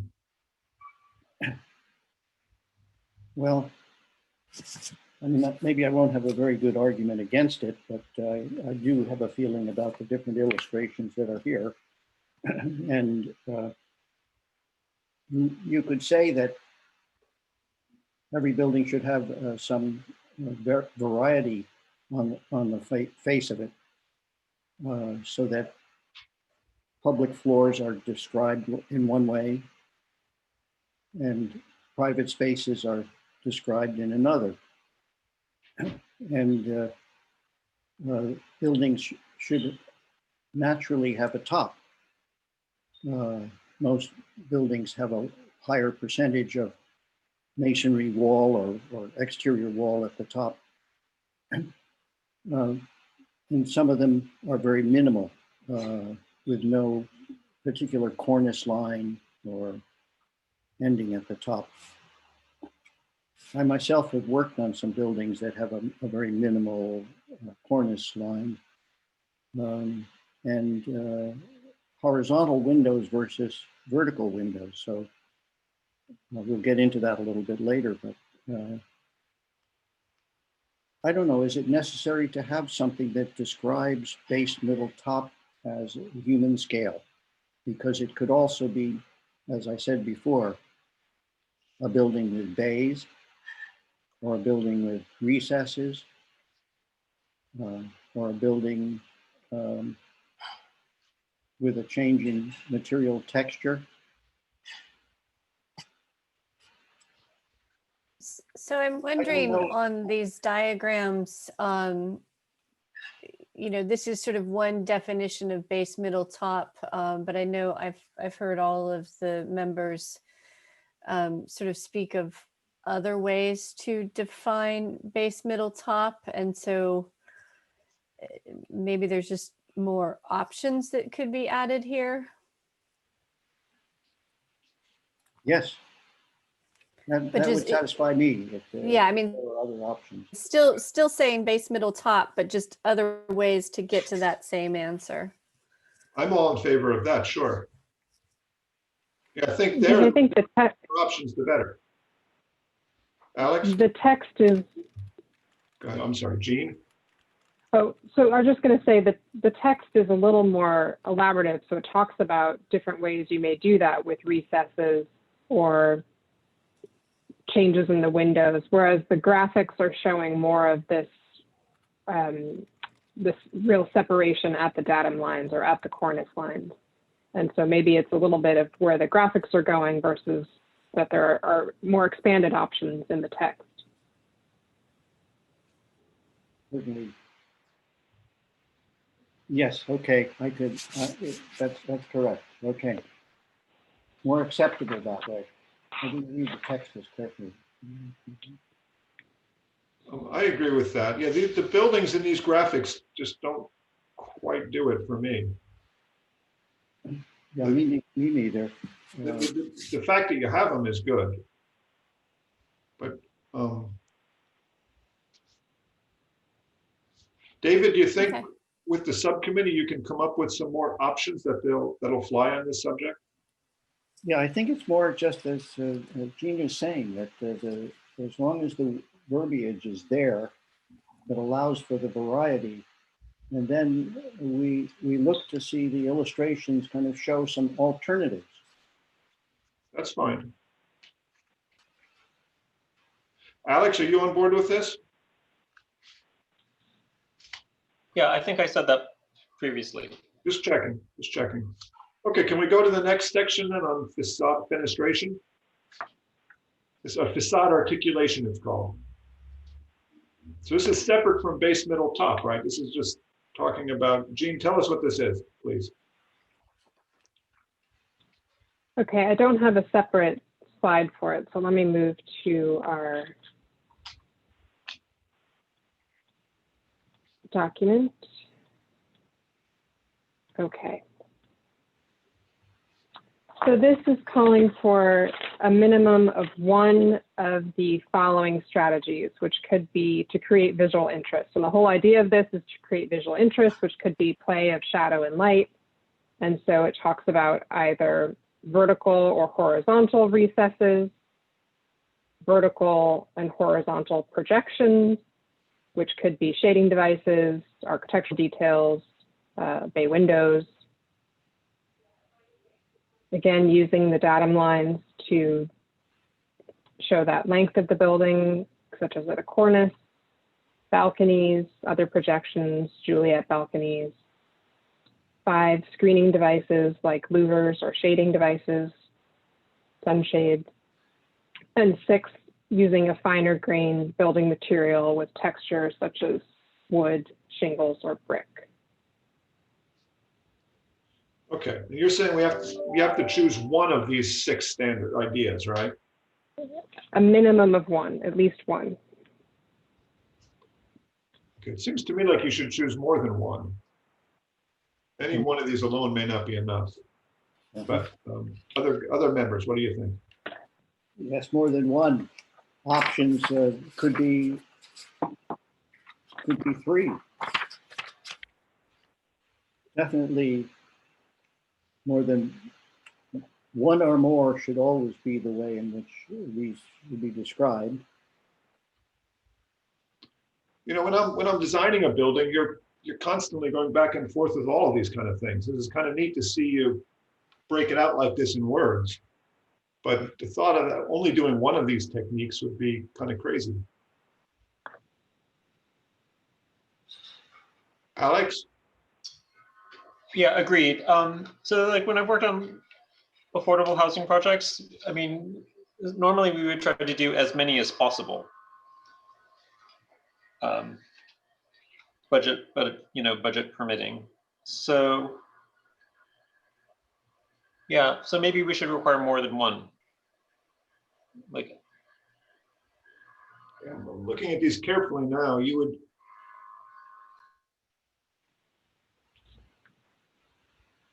I think you'd always do 4 of them, probably. I would.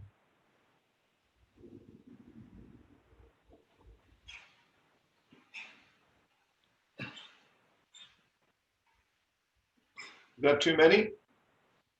Well, I wouldn't limit it specifically. I think if you just said these are the, a variety of the following elements should be. But that's not really making an objective standard then, David. Picking from this list. And how many do they have to pick? Just one? None? No, No.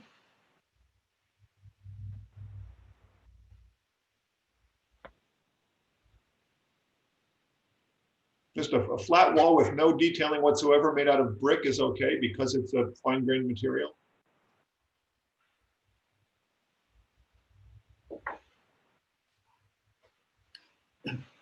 Well, I've done a good building that did use exclusively brick.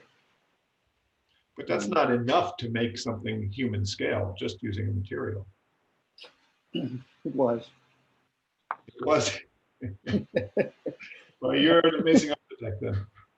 But I don't espouse it as being the only appropriate way to do this. I mean, I couldn't do brick buildings without doing item number 1, really thinking hard about the openings in the wall. Oh yeah, of course, that's true. So immediately, if I'm going to do a brick building, I've got 2 of these checked off. Okay.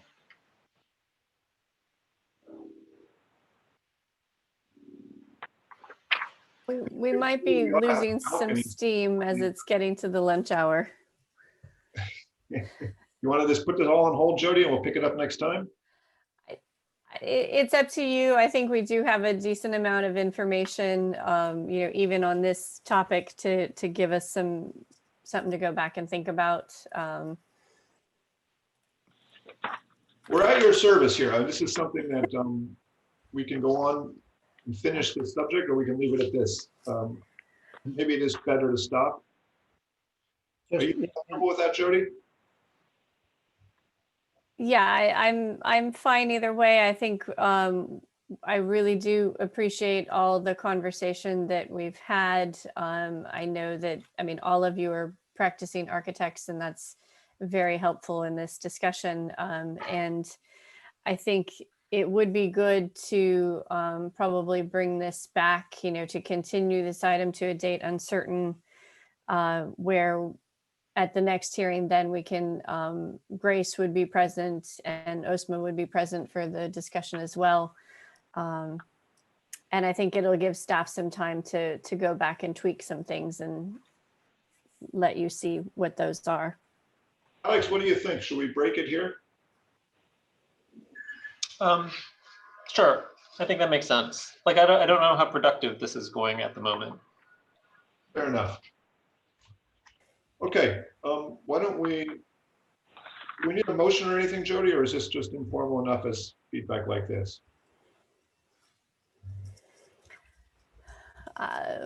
My brain's mush right now, so let's just do a motion just because. I move that we continue this subject to a date uncertain. I will second. Okay, all those, can we have a roll call vote, please? Let's see. Board Member Liu, what's your vote? Aye. Board Member Hirsch. Nay. You move that we do not continue this. I do believe we should continue it, but I disagree with the motion. So, okay, so I could put in a separate motion. Never mind, I'll do that. Nay for the moment. No. I'm not following you, David. We're voting to continue this. I think this should be brought back to not a date uncertain. It should be brought to a date certain. A date certain. Okay, so you're going to register your vote no. I vote yes to the motion, so the motion carries 2-1. So let's continue it to a date uncertain. That's been voted and approved, and we'll go forward from there. Okay, everybody? The next item on our hearing was, did we have anything else, Jody, on this? I believe we just have the report out for NVCAP, if there's anything there from. Fair enough. Alex, do you have anything to report on the NVCAP? I do. So we did have a meeting on October 8th where staff has prepared 3 alternate schemes. One is for 500 units of housing. Another one is for 1,170 units of housing. And another, the largest one is for 1,490 units. The next meeting is going to be November 5th, which will be a joint meeting with the Parks and Rec Commission to review naturalizing the creek that goes through the site. So that's all that I've got on NVCAP. I did also want to mention that the council did a pre-screening on October 5th for 2951 El Camino Real, which is like 119 units of housing on within the NVCAP boundary. And the project would go above the height limit and would change our some of the requirements potentially for like daylight planes and the 35-foot height reduction that we mentioned earlier today. Also at that meeting, the council did mention that another pre-screening that happened across the street from NVCAP, which is the 3300 El Camino project, which was office plus housing. After the pre-screening, the developer decided to delete all the housing and just proceed with an office because they didn't get good enough feedback from the council. And then I just also want to mention that the council is going to be meeting on October 19th about the boards and commissions handbook and training. So I just want to make sure that everybody's paying attention to that. Alex, The packet went out for that. Segueing into board members' questions and comments. So just put it under that category. Say that again. Yeah. Okay. So, yeah. So again, October 19th, there'll be a city council item on that, on the handbook and training for board members. yes, which is of interest to us, obviously. Yeah. Mhm. Okay. And the packet's out. Yeah, I've looked at it. Any other board member questions, comments, or announcements? Okay, with that, we are adjourned. Thanks, everybody, for the patience to put through this. Thank you all.